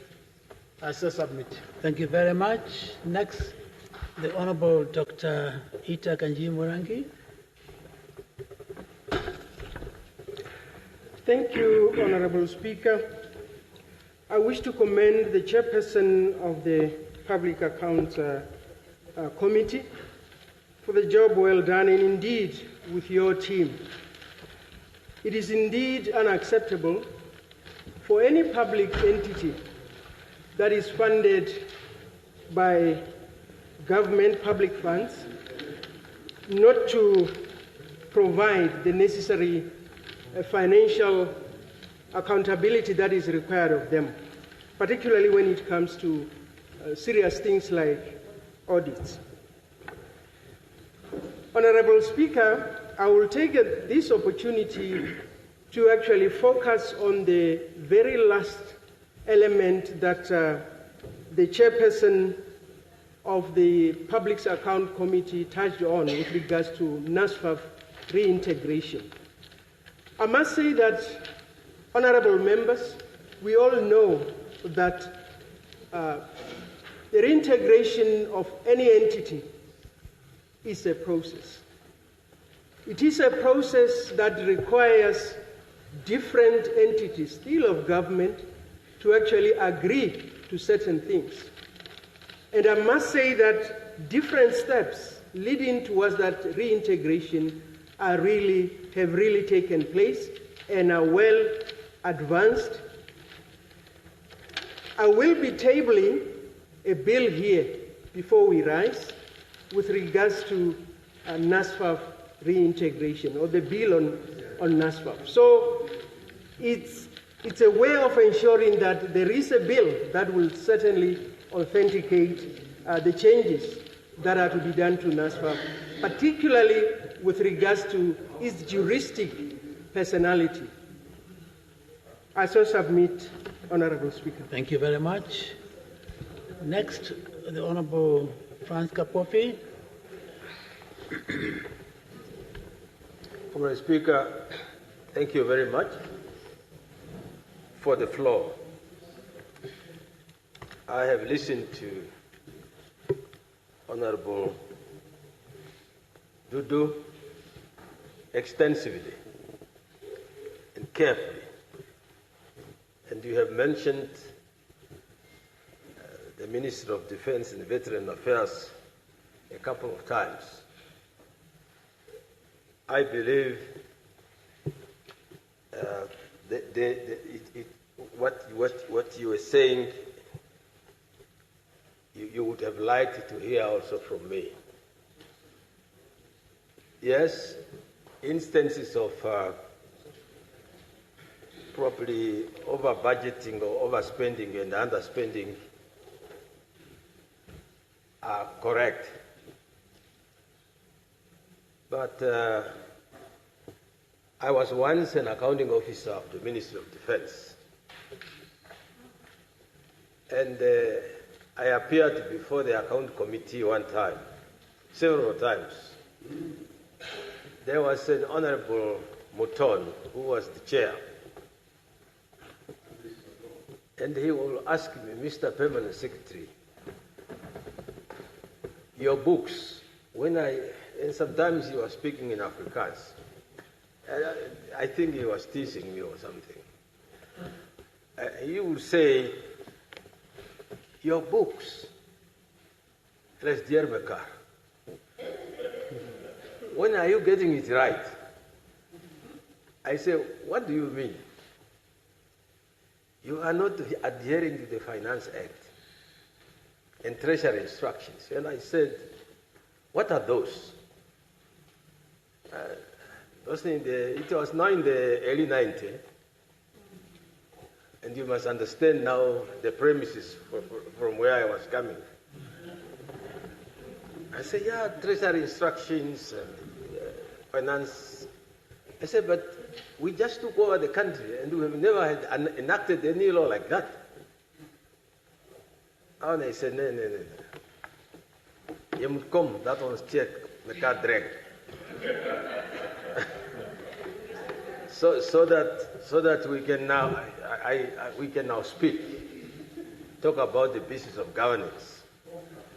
He was telling me about the laws of succession, that the laws that you find in place, they are the laws. You must adhere to those.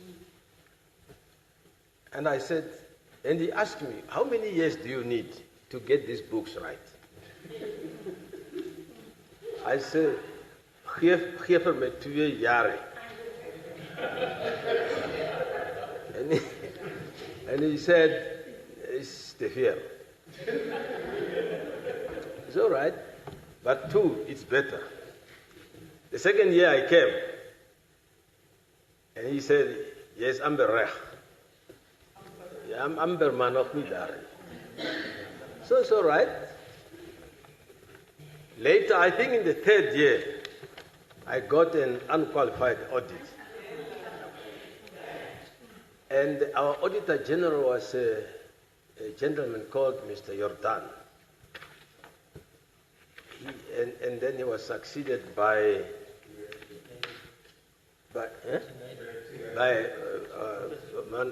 Fanuel Sangashingahete.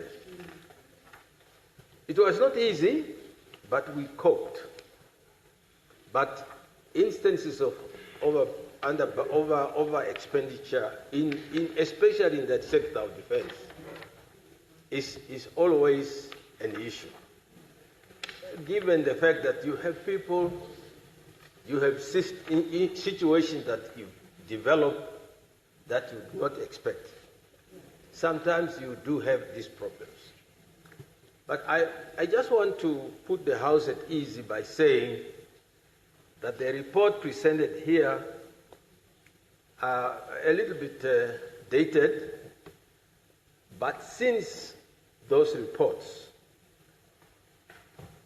our accounting officer, our AD and her staff have come to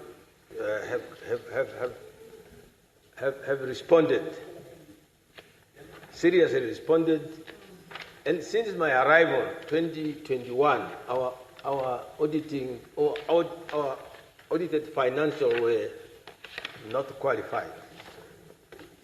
We have for the last 4 consecutive years, we never had an unqualified or qualified audited financials. That is the information I had wanted to tell you, that we have heeded to the call and we are responding. And we will continue to do that. Thank you very much. Thank you. Thank you. Honorable Christine Huepes. Honorable Christine Huepes.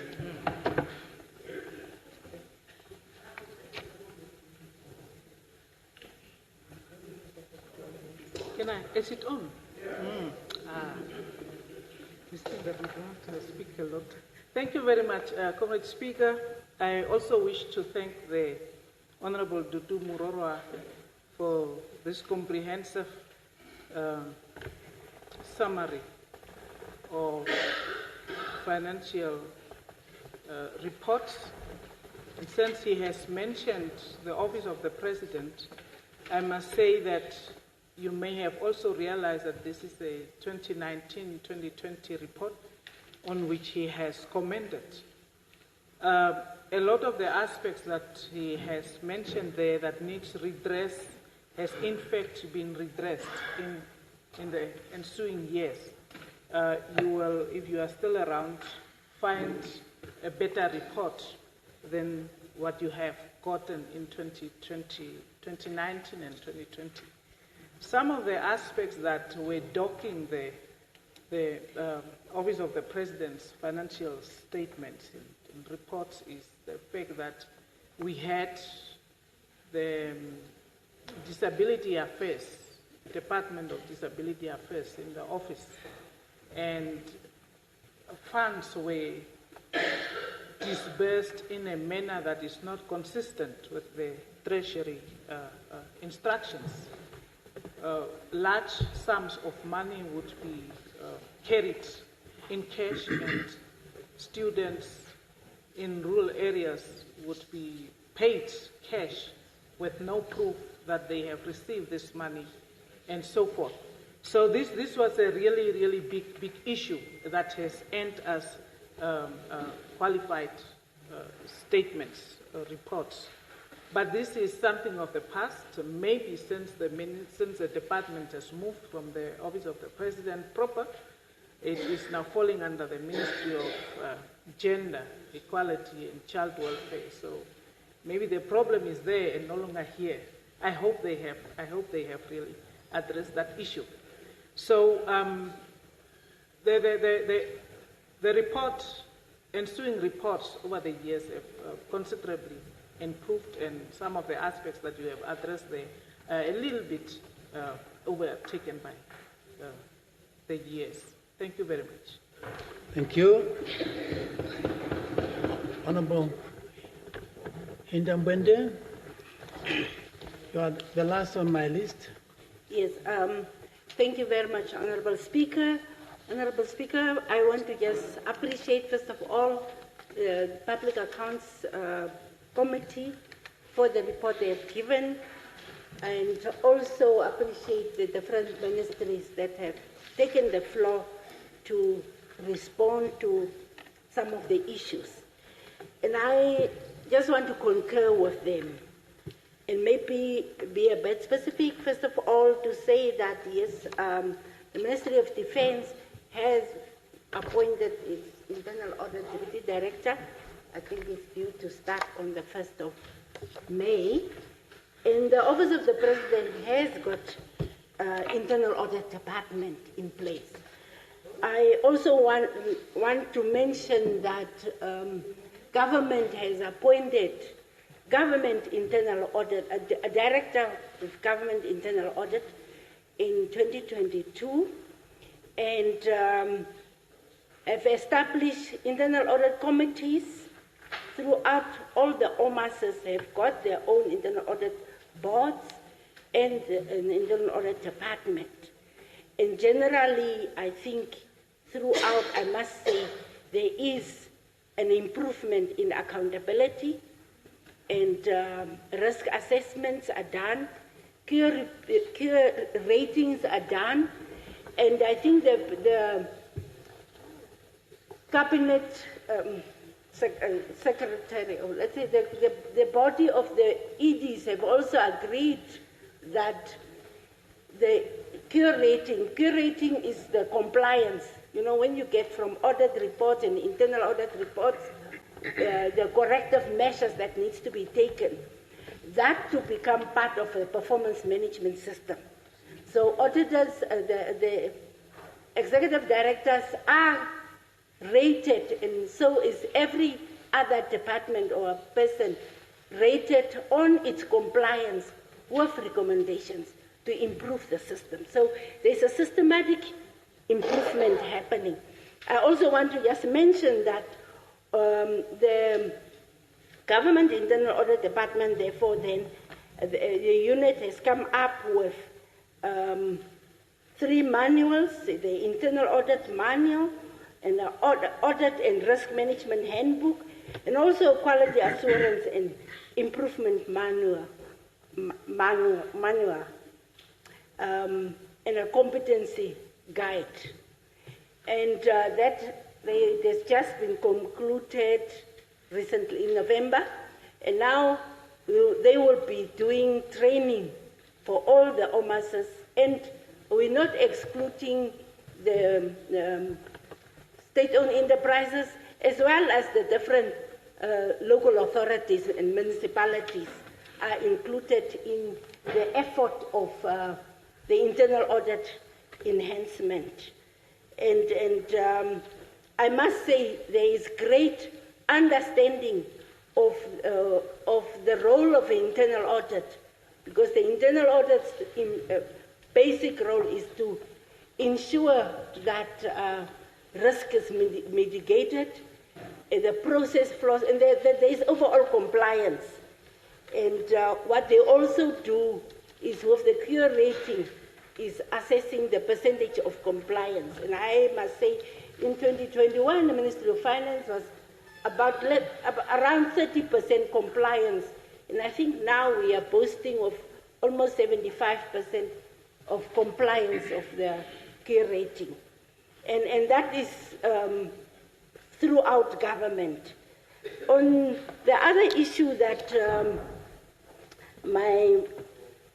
the chairperson of the Public Accounts Committee has raised generally about the state-owned enterprises, its performances, and obviously insolvency issues, yes, we would also note that, for example, the National Housing Enterprise or the Roads Authority have just concluded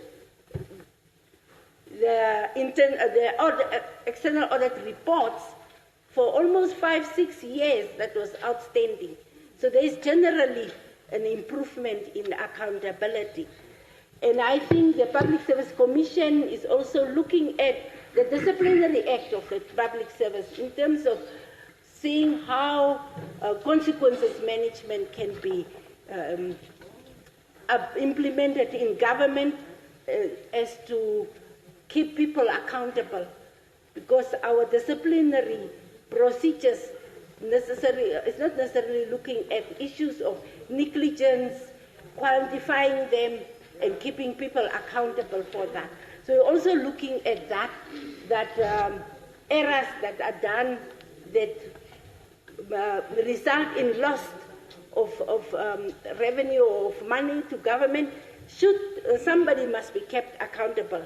So we're working on an improvement around that. And the state-owned enterprises have also a standard reporting mechanism and a plan where they are required to submit or their audited financials, their strategic plans, and all that. So I think, Honourable Speaker, the next Parliament would definitely have improved, generally improved, but on the recommendation of withdrawing funding from state-owned enterprises that are having disclaimers. I think the issue of disclaimer needs intervention. It's almost like, it's not what Kadamelo was saying, it's not, you cannot be penalized and to kill you further, but we must see how to resuscitate them to life. So, but thank you, your report is appreciated, and we are definitely seeing improvement in accountability. Thank you, Honourable Speaker. Thank you very much. At this stage, Honourable Murorwa, do you wish to reply? Please. Thank you very much, Honourable Speaker. Yeah. Thank you very much, Honourable Speaker. Honourable Congress, thank you very much that you are very much happy with our work as PAC, but also worried about the inability of the SOEs to account for the monies appropriated by this Parliament. It's a very good thing. Honourable Amutse, I understand what you mean, but I also understand the concern that you are having, that where you are saying that they should not be paying for a forensic audit. But what you need to understand is the fact that each and every ministry and SOE has to budget for the auditing. The auditors are not doing it free of charge. Each ministry has to budget for the auditing process. Even the local authorities are doing it. The Auditor General has waived the payment of the local authorities simply because the reporting format that they were using has changed and they are still in a learning process. That is what happened with local authorities, but it didn't happen with the ministries and SOEs. But the fact of the matter is, it is the ministry itself that has created these suspicions, and therefore they have to budget, so they need to pay for it. That is the rule. We cannot go otherwise. The other thing, Honourable Ita Morangi, I think I understand that it is a process, and I'm very happy that you mentioned that you will table a bill to that effect very soon in the following week. Honourable Kapovi.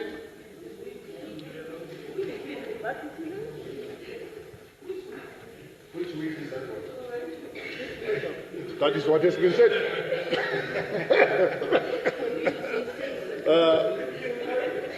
I understand what you are saying, but you have also clearly said that our spending, it is true that the ministry is overspending, but it needs to be understood that as much as you understand that it is true that you are overspending, you need also to understand the fact that you have only to spend monies that has been appropriated by this House to your ministry. if you spend more than what has been appropriated, then it is totally wrong. You have to apply specifically to the ministry so that you have to be approved for it. And that is what is not being done. Honorable Hoeves, I thank you very much, and perhaps it's a good thing that this function is being moved to the Ministry of Gender. But the fact of the matter and the concern is whether, besides the fact that the report is late and the Auditor General is only working on it when they are receiving it, the basic thing is that, for example, the payments to the students in the regions and the beneficiaries who has been working on projects, it so happens that the paymaster is the one that is paying for the receiver. And he or she does not pay for only one person. He or she pays for more than 20, 50 people. How can you verify that the money is really going to the intended person if the paymaster himself is the signatory to having received that money? Besides that, the problem is the ministry, the President's office has also been sending out the accounting officer, who is the head of that department, to do the payments. And worst of all, this person, when he or she comes back with the balance of the money, is keeping the money for 6 months in the safe. 6 months, an accounting officer claiming that she has not opened the safe for 6 months. How do you want the PAC to believe that it is correct that an accounting officer does not open a safe for 6 months that is in her office? It's uncalled for.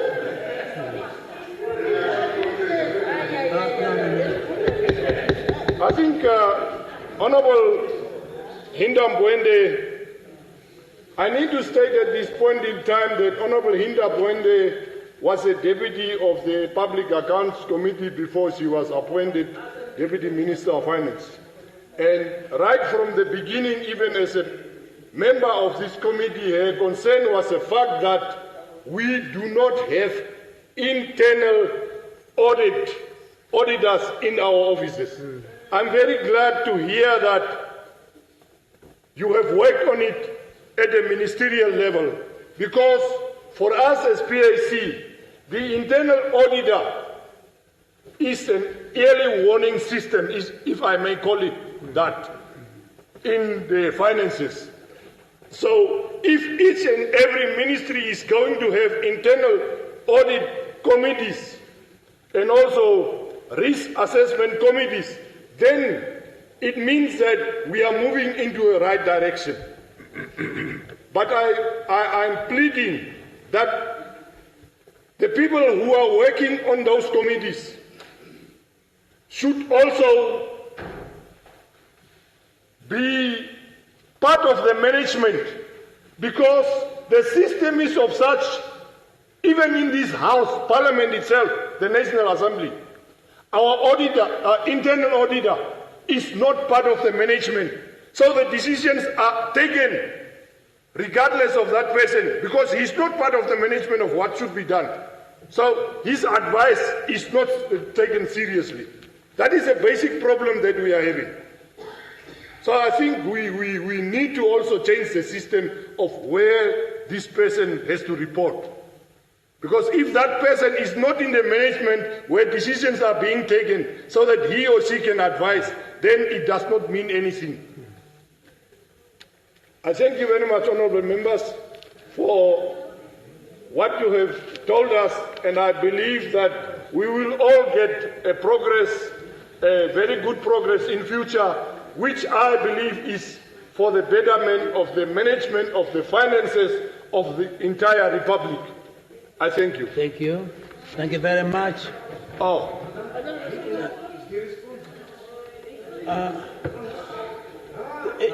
Reply. It's a reply.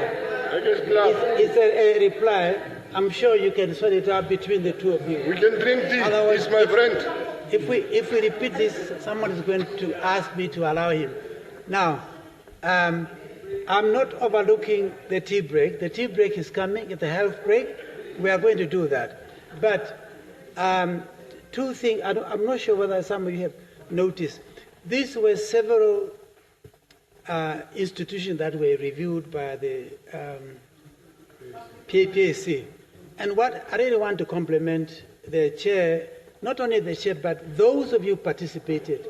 You dealt with those things so well in a very systematic way, because it's just not one report covering a number of issues. So, a job well done, Chair. But also, you alluded to something that I dealt with many years ago, and this is a question of having people who are placed in a very strategic position, the need for them to be at the management level. It reminds me of something that haunted me many years ago when I was a vice chancellor of the University in Namibia. The issue of maintenance. I was advised that that person responsible for maintenance must be part of the management. And you are actually pointing in the same direction. It's something that it was never brought to my attention, but given the fact that you are alerting that our internal auditor does not part of the management, my attention was never drawn to this effect. And I've taken note. It will be done. Thank you. Now, can we go for a health break and come back precisely? Why don't you put the question for the report to be adopted? Yes. No. Honorable Drought, forgive me. I was carried away, and I did not put the question. So I want you to do justice to the report. I put the question that the committee report be adopted. Any objection? Agree to? Now, tea break.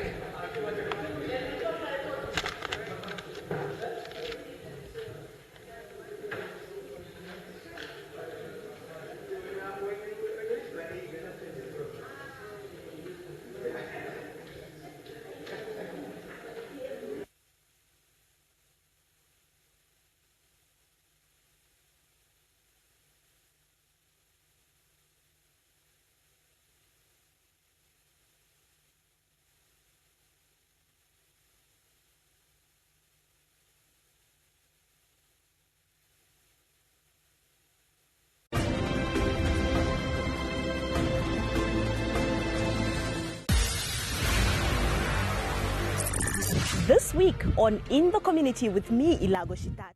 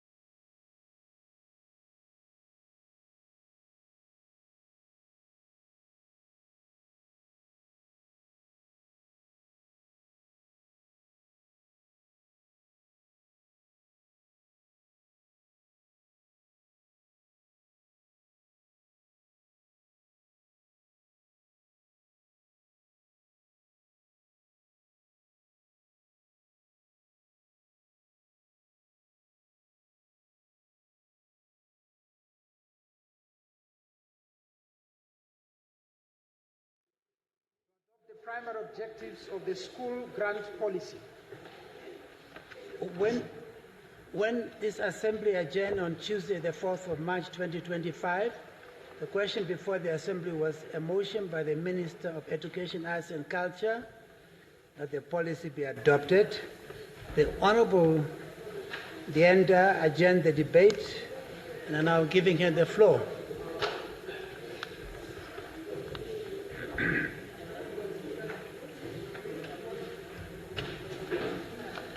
Thank you, Honourable Speaker.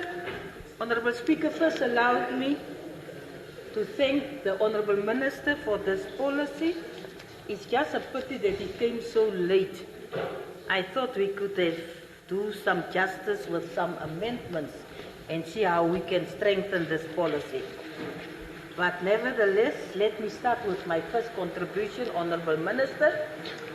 On page 6, regarding the alignment of this new policy to international laws and policies, why is the UNESCO ILO recommendations concerning the status of teachers of 1966 excluded from this policy? So when I went through this recommendations, Honourable, I find very valuable information. And I saw here at the alignment, you refer to some, but you exclude that one. So what was the reason? Then, Honourable, on page 12 of the policy, under strategic plan, Honourable, I can't hear myself.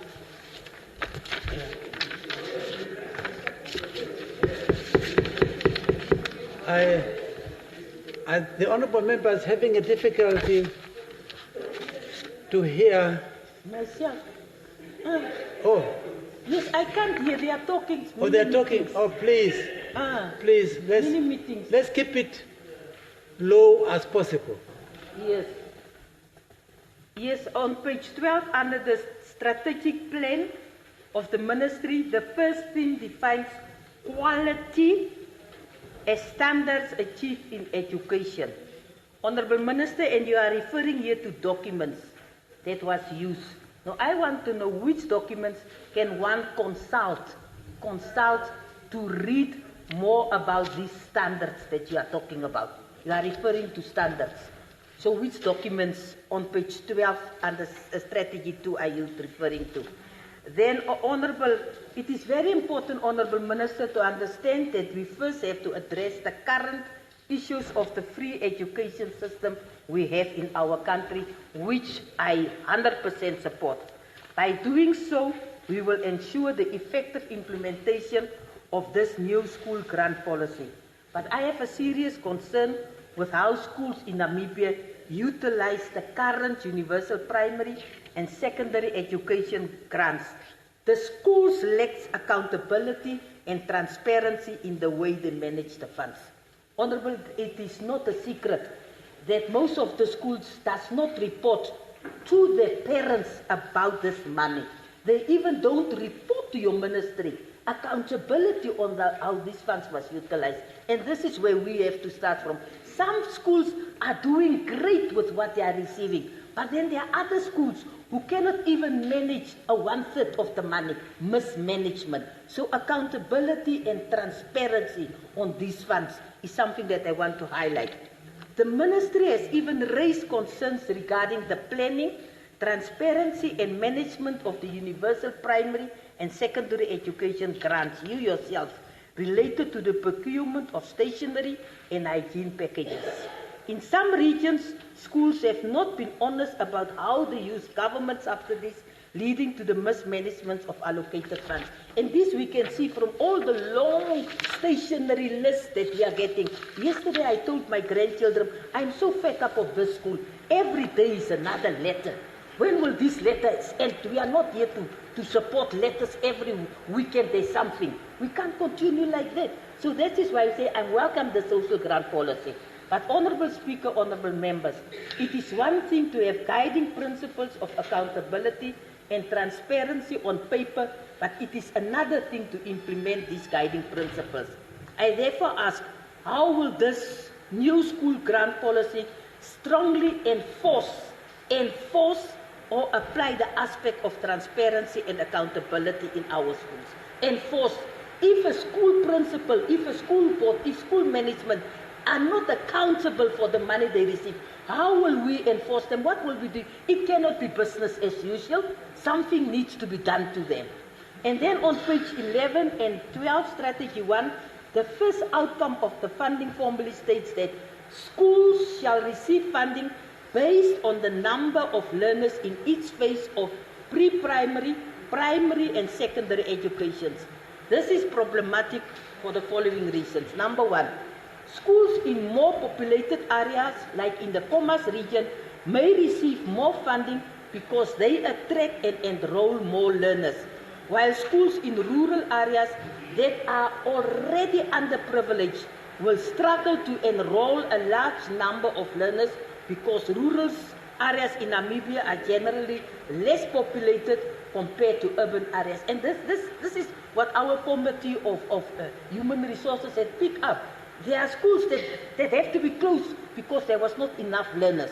So this is rather an unfair funding formula that discriminates against schools in the rural areas, further disadvantaging them.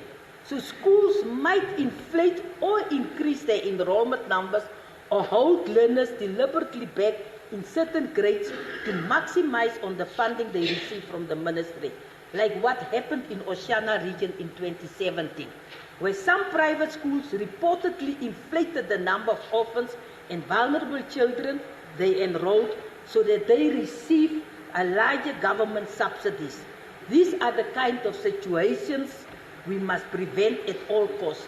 Rather focus on a funding formula on the educational needs of our learners. That one I agree. Let's focus on that one. On page 13, the implementation framework of this policy states that schools that are disadvantaged in terms of educational resources shall be allocated additional funding in order to bring them up to par with well-resourced schools. This sounds really nice, but there are other important issues that I feel your ministry must first address before thinking about educational resources, and please listen to what I want to say. As of October 2023, approximately 653 schools in Namibia lacked electricity, with 167 of these schools located in the Kavango East region. Furthermore, according to UNICEF Namibia, approximately 6% of schools lack water facilities. Now, it is important to understand that electricity and water are essential for the basic operation and the upkeep of a school. So let's start there. Without them, other educational resources, no matter how valuable they are, cannot be effectively used. So it doesn't help us to bring computers to the school where there's no electricity. It will not help us. They will be stolen. It will disappear.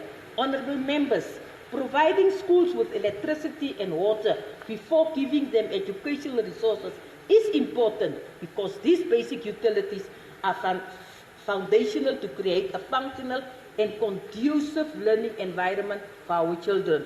How do you want to provide schools with computers while they don't have electricity? I therefore urge the ministry to first address the issues like the lack of water, electricity, and classroom shortages before fully implementing this policy. Let's address it. The executive director in your ministry previously admitted that there are currently challenges in terms of the delay in the disbursement of funds to schools, where she outlined complexities involved in balancing payments, especially given the substantial amounts required for various educational needs. Now, Objective 3 on page 12, Objective 3 on page 12, focus on the improvement of timelines of funds disbursed to the schools. The objective only focus on the school management to obtain skills in grant management, but ignore the delays caused by your ministry in the disbursement of funds to school. It does not address that delay. I therefore would like to find out why this policy is silent about the delays caused by the Ministry of Education in disbursing funds to the schools, and how these delays will be dealt with in this policy. How will you deal with it? On page 14, under the remoteness category, I see clarity on the nearest central business district. How will one determine the nearest central business district when calculating the funding formula? What if the nearest central business district are two towns with the same business surrounding the school? I would also like to find out why the AA rate used is for the year 2020. Why is the rate not updated, considering the constant increases in fuel prices and so on? Honourable Speaker, we are complaining about the fuel prices going up every time. We cannot in this policy still refer to a rate of 2020 in 2025. We will do injustice to the implementers of this policy. On the same table on page 14, the component of relief teachers, it says that the minimum wage per hour per day for a relief teacher is 35 Namibian dollar per hour. This is a rate of 2020. Per hour, 35 Namibian dollar. Just think about it. You are a qualified teacher. You have been getting a 35 Namibian dollar per hour. Honorable, are we serious? $35 is 1,200 per month. We are joking. We are really joking. Again, why this year 2020? Why 2020? Considering the constant increase in the living expenses. I further have a problem with the word maybe. It says here, may be reviewed yearly, maybe, and approved by the Executive Director of this Ministry of Education. Why must it be maybe? If the ED doesn't feel like to review it, the ED will not review it. So it must not be a maybe, it must be a must. And on top of that, the word maybe has uncertainly attached to it. Furthermore, why must one person, Executive Director, decided whether to increase the minimum wage of relief teachers or not? Why one individual? Why not a committee responsible, but not an individual? On page 13, I see clarity on page 15, Honourable, I see clarity on the word used, unique individual learner needs and the school characteristics factors. What are these needs and what are the factors? Then on the same page, page 14, the component of the school board transport expenses is the reimbursement of transport costs inclusive of taxi fee only, Honourable Minister, or is it kilometers per terrace? Is it taxi fee money? When I was a school board member, I got a $10 taxi fee. So if somebody is coming from far with his own car, so just distinguish there and be clear what is it that what you're actually saying. I would also like to find out will the same apply to school board members that are teachers? So the tariffs and the money that I've been giving for transport must include the teachers because these are events which took place after school hours. Then I'm almost done, Speaker. On page 15, why is this continuous professional development fund of teachers included in the basic allocation for curriculum attainment? Curriculum attainment is something else, Honourable Minister. But if you come to professional development of teachers, that is something separately and that is very cost effective because you cannot invite teachers for professional development training and you are saying it's for one day, it will not work. So can we separate these two and deal with the issue of continuous professional development of teachers separately and deals with the curriculum separately, then we will have a better outcome. On page 16, I have a serious concern regarding the issue of the government funding profit-making private schools. This is the word that is here on page 16. Profit-making private schools. Public funds, Honourable Minister.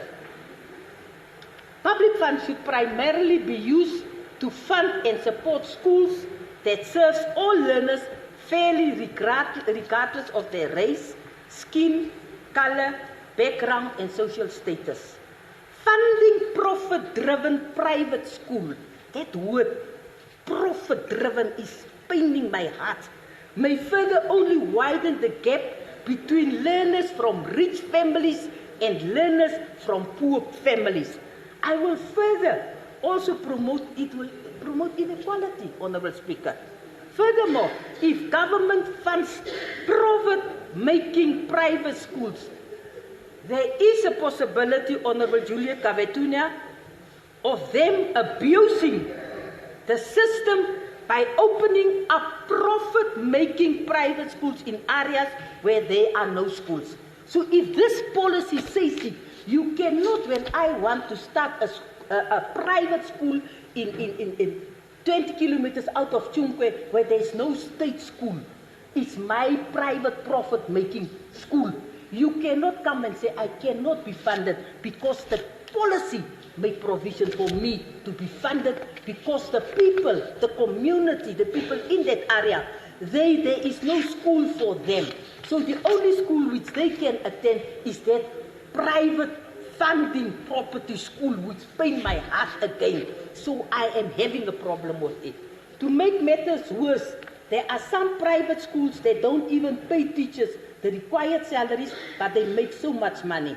Private schools also have a tendency of mistreating teachers. Therefore, I strongly feel that profit-driven private schools are in a much better position to operate and take care of themselves. Let not open something that we will not be able to sustain later on. On page 17, it outlines that the government shall ensure that schools receive financial resources timelessly, Honourable Speaker, timelessly, and that the Ministry of Education, Arts and Culture shall transfer funds electronically and directly into the School Development Fund accounts. For the sake of clarity, let me explain. Who in the government, who shall ensure that schools receive their financial resources timelessly? It must be the responsibility of somebody. It cannot be open in the air. Will it be the Minister of Finance or the Ministry of Education? I also further ask for clarity about who in the Ministry of Education will be responsible for transferring the funds directly to the schools. Will it be the head office or the regional office? I ask this because the method of disbursement of funds to the schools does not correspond to the school grant policy reporting framework outlined on page 18. So I strongly recommend that you use the same formula that you use for reporting system also for the distribution of the funds. A realistic school government grant policy that is inclusive for all learners is necessary to foster equal education opportunities for all by ensuring that funding is distributed fairly and considers the diverse needs of all learners. Schools can provide necessary resources, support specialized programs, and create an environment where every learner can thrive. A well-structured grant policy promotes equity, reduces disparities, and strengthens the overall quality of education. Furthermore, the Ministry has a tendency of implementing policies and regulations without any due diligence that sometimes causes more problems for our children in the schools. Honourable Minister, Honourable Member, understood me very well. I don't have a problem with the progressive policies that are in the best interest of our children and the education sector, but sometimes the Ministry needs to evaluate their decisions before implementation. My last page. For example, the Ministry transitions from a 3-term to a 2-term semester school calendar in January 2022. But now the Ministry, Honourable? Please, no communication. Direct with the chair, please. Already, no, please. Honourable, Please, please, please. Another example, the new curriculum that was introduced. And can you wind up, please? Yeah, I am. Yeah. I just tell her she's a Catholic like me. Was introduced, has created so many problems like high failure and high youth unemployment rates. The Ministry therefore needs to make informed decisions that will benefit our children. Honourable Speaker, while in closing, I would like to remind you all that our education system has undergone so much change during the past years, which has not delivered the desired results. I urge the Ministry to do due diligence, carefully consider and review the practical aspect of the school grant policy before implementation. I shall submit. Thank you very much. Honestly speaking, you don't need to exhaust your time allocated because of the time factor and the fact that we want to have as many of you contributing. There's nobody here. Honorable Katema Gomez, it's your turn. Thank you, Honorable Speaker, Honorable Members. I'm going to be succinct in my contribution as I rise to support the policy that is aimed at strengthening the effectiveness and the efficiency of the funds allocation. Honorable Speaker, Honorable Members, this policy comes at the right time, especially when we speak about enhancing governance in our system, inspiring confidence, especially when it comes to our parents, school board members. I'm particularly pleased, and I would like to commend the Minister of Basic Education, Arts and Culture for including capacity building when it comes to the school boards. And this is aimed at strengthening the outcome as it is enshrined in the policy, especially looking at Objective 3 that aim to improve the timelines of fund disbursements to schools. This is a very important pillar that we need to address because in January, I'm sure we all know those disturbing news that we always receive, lack of school textbooks, lack of schools, children not able to go to school. This will diminish our efforts to ensure that education becomes equitable, accessible to all our young people. I want to focus on the fund allocation, and I just have one small question to the Honorable Minister. In Table 1, pertaining to school grant policy variables, when it comes to the fund allocation for the co-curricular and the extramural activities, which is 3 components, the integrated physical education and school sports policy, I think that's of particular interest, especially to our ministry, and the cultural activities in school social clubs and the excursions. I see that the weighted allocation for that variable is 0.15. I would just like the Minister to explain to us how is this weighted going to be assigned to the 3 components in terms of addressing that main variable. Because last year we launched together with the Ministry of Basic Education, Arts and Culture, the integrated school sports and physical education policy, which aimed to ensure that we uplift and we reform the school sports policy in order for us to achieve that transformative power of sports in education. Therefore, we are very pleased to see that this is featuring in the policy, as we would like to advocate that this funding be made available for the resources, especially when it comes to school sports. Our ministry, just sharing with the House, has made significant strides in integrated sports into the educational framework, and we are advancing Sports Development Index to quantify the contribution of sports to Sustainable Development Goals, of which education is also one of the goals.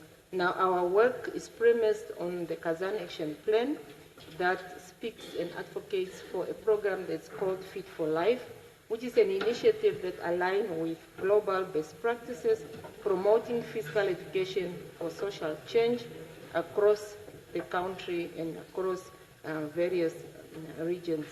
We are also pioneering the exercise that is called Medicine Initiative to combat non-communicable diseases through physical activity. These efforts have positioned us as a leader in Africa with the IPES that I just mentioned, the policy that we've launched last year, to be one of the first of its kind in the continent. This is an initiative that as a ministry we take pride. Now, I did a quick benchmarking study looking at other countries that have advanced integrating sport in education, and I want to share a study from Finland that has led to exceptional outcomes when it comes to education.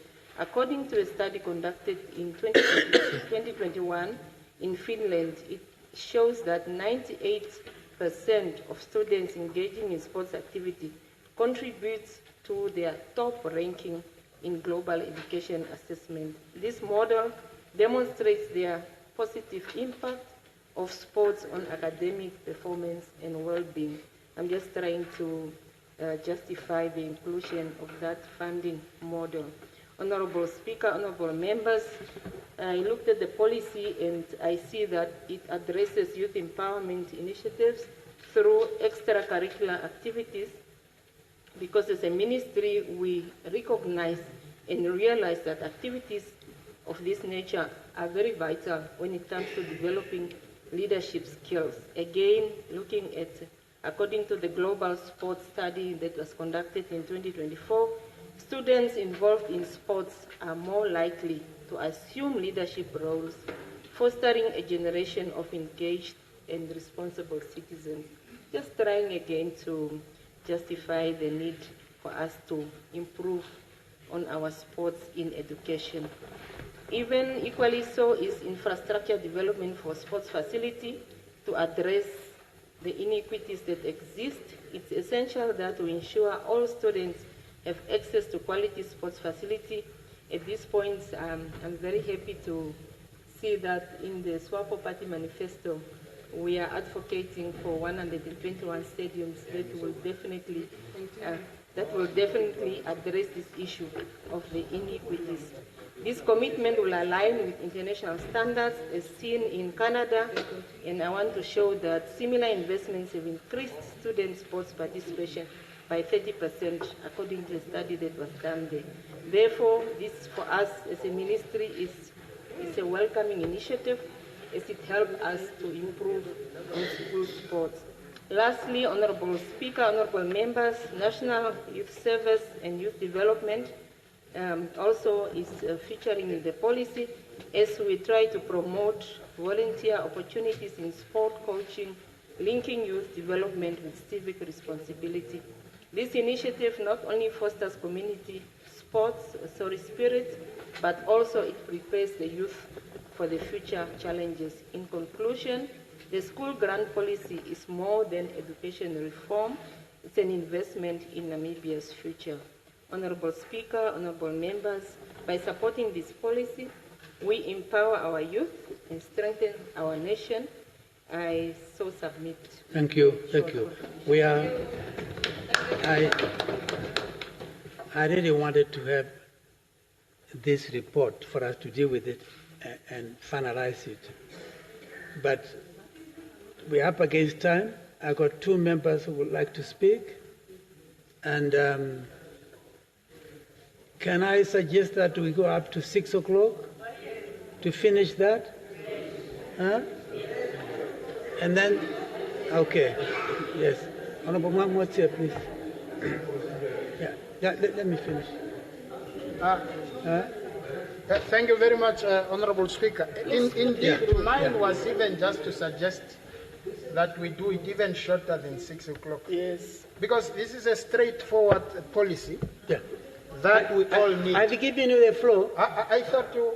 Okay. No, I've given the floor. I gave you the floor. I gave you the floor. Oh, thank you. Yeah. Honorable Speaker, I believe that we all agree that this is a policy that we all needed to be in place because we all want to address the issues facing our learners at schools, especially with regards to equity. And I don't need to elaborate too much. I know that... Oh, thank you. I know that we don't have enough days to sit, and we have important policies like that one. Mine was to move, Honorable Speaker, that we adopt it straightforward. Oh, yes. Okay. Thank you very much. The next policy, it's really. Yeah. Can I hear the Honorable Deputy Minister of Higher Education? Supporting this policy very strongly. In fact, it's long overdue. And this policy is definitely well researched. If you look from pages 25 to page 27, the reference sources used, relevant, and the content is based on the thorough research. So I fully support this policy. So therefore, Honourable Minister can just respond, and we must just endorse this policy to be implemented without any further ado. Thank you very much. Thank you very much. Given that, may I ask the Honourable Minister to reply as rapidly as possible? Thank you. Thank you, Honourable Speaker, for the chance to respond, which will be really in short. I would start by thanking all the members who took part in supporting the report, and Honourable Dinda specifically also for really scrutinizing the document. Also, you said you didn't have time to read it. It's on a telegraph. Yeah, we are talking about digital transformation. It has been there for almost 2 weeks. Yeah, just in short, honourable members, to give you a snapshot of what this policy is all about. When we no, I'm not taking long. I'm just talking about what it is doing. Now we are wasting time already. No, yes, I am saying this policy is mainly about equity. Absolutely. Yes. It's about equity. All efforts that are done is to say at independence we had got 5 broad goals: quality, access, quality, equity, lifelong learning, efficiency, and effectiveness. We have done a lot on those things, but equity, the way we distribute money to the schools, it will address a lot that Honourable Dinda said. So I would ask the members, please, let's go back, study the report. The report is the how, it's the parameters on what is to be done, not the how, but the parameters on what is to be done. But when it comes to the procedures, definitely all of you are welcome to understand better when the implementation starts. And I would like to thank the members for the responses. But please get the report. It's on Telegram. And Secretariat, please, if people are failing to go there, let's print it and put it on the tables. Still, I don't know. Thank you. Thank you very much. Given that, I now put the question that the policy be adopted. Any objection? Agreement? Okay. Now, I think we will stop here. And Honourable Kunti? Just seek your guidance. I'm not sure whether everybody knows, but I just want to seek your guidance, Mr. Speaker. When you look at, for the past week or so, this order paper is so full on reports and reports. Are we going to extend the time that we finish them? I'm coming to that. Oh, okay, thank you very much. Thank you very much. We're not going to leave the chamber until I've shared with you the way how I've been looking at the timetable. And I'm not going to impose it on you, but I will be seeking your indulgence. It is simple as this. Given where we are and the time that is available to the sitting of this House, we are proposing, as from this coming Friday, we actually agreed to meet on Friday morning from 9 to 12:30, hopefully, for this coming Friday. And we do the same thing next Monday. We also devote the next Monday to a sitting. So now, that I'm not yet done. Now, we might also have to extend the time. And that is starting already from tomorrow. From tomorrow, which is Thursday, we could sit the way we normally sit during the budget time up to a particular time. And if we do that from tomorrow, we will be able to reduce a number of items here. And it is also up to us to use our judgment. Some of these reports are so dated. Now, for us to spend an hour debating a report that is already dated, overtaken by so many events, is a waste of our time. So I'm requesting that, honorable members, when you intervene, let us really just go for what is absolutely necessary. And in that way, we can make use of our time in the most efficient manner. Okay, do I have your support? So we can, from tomorrow, do that? And is anything else left? I'm trying to remember. I think we can do that, and yeah. So the House stands adjourned until tomorrow, the usual time. Thank you.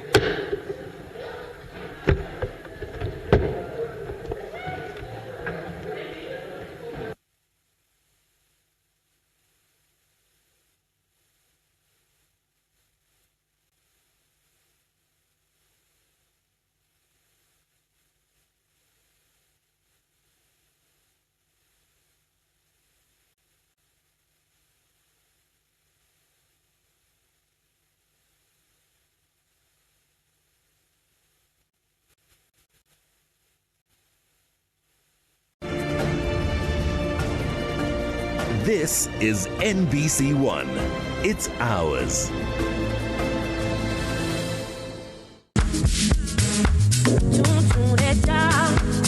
One show, 3 dynamic hosts, and all the entertainment you need. From emerging talents to the biggest stars. I'm calling you.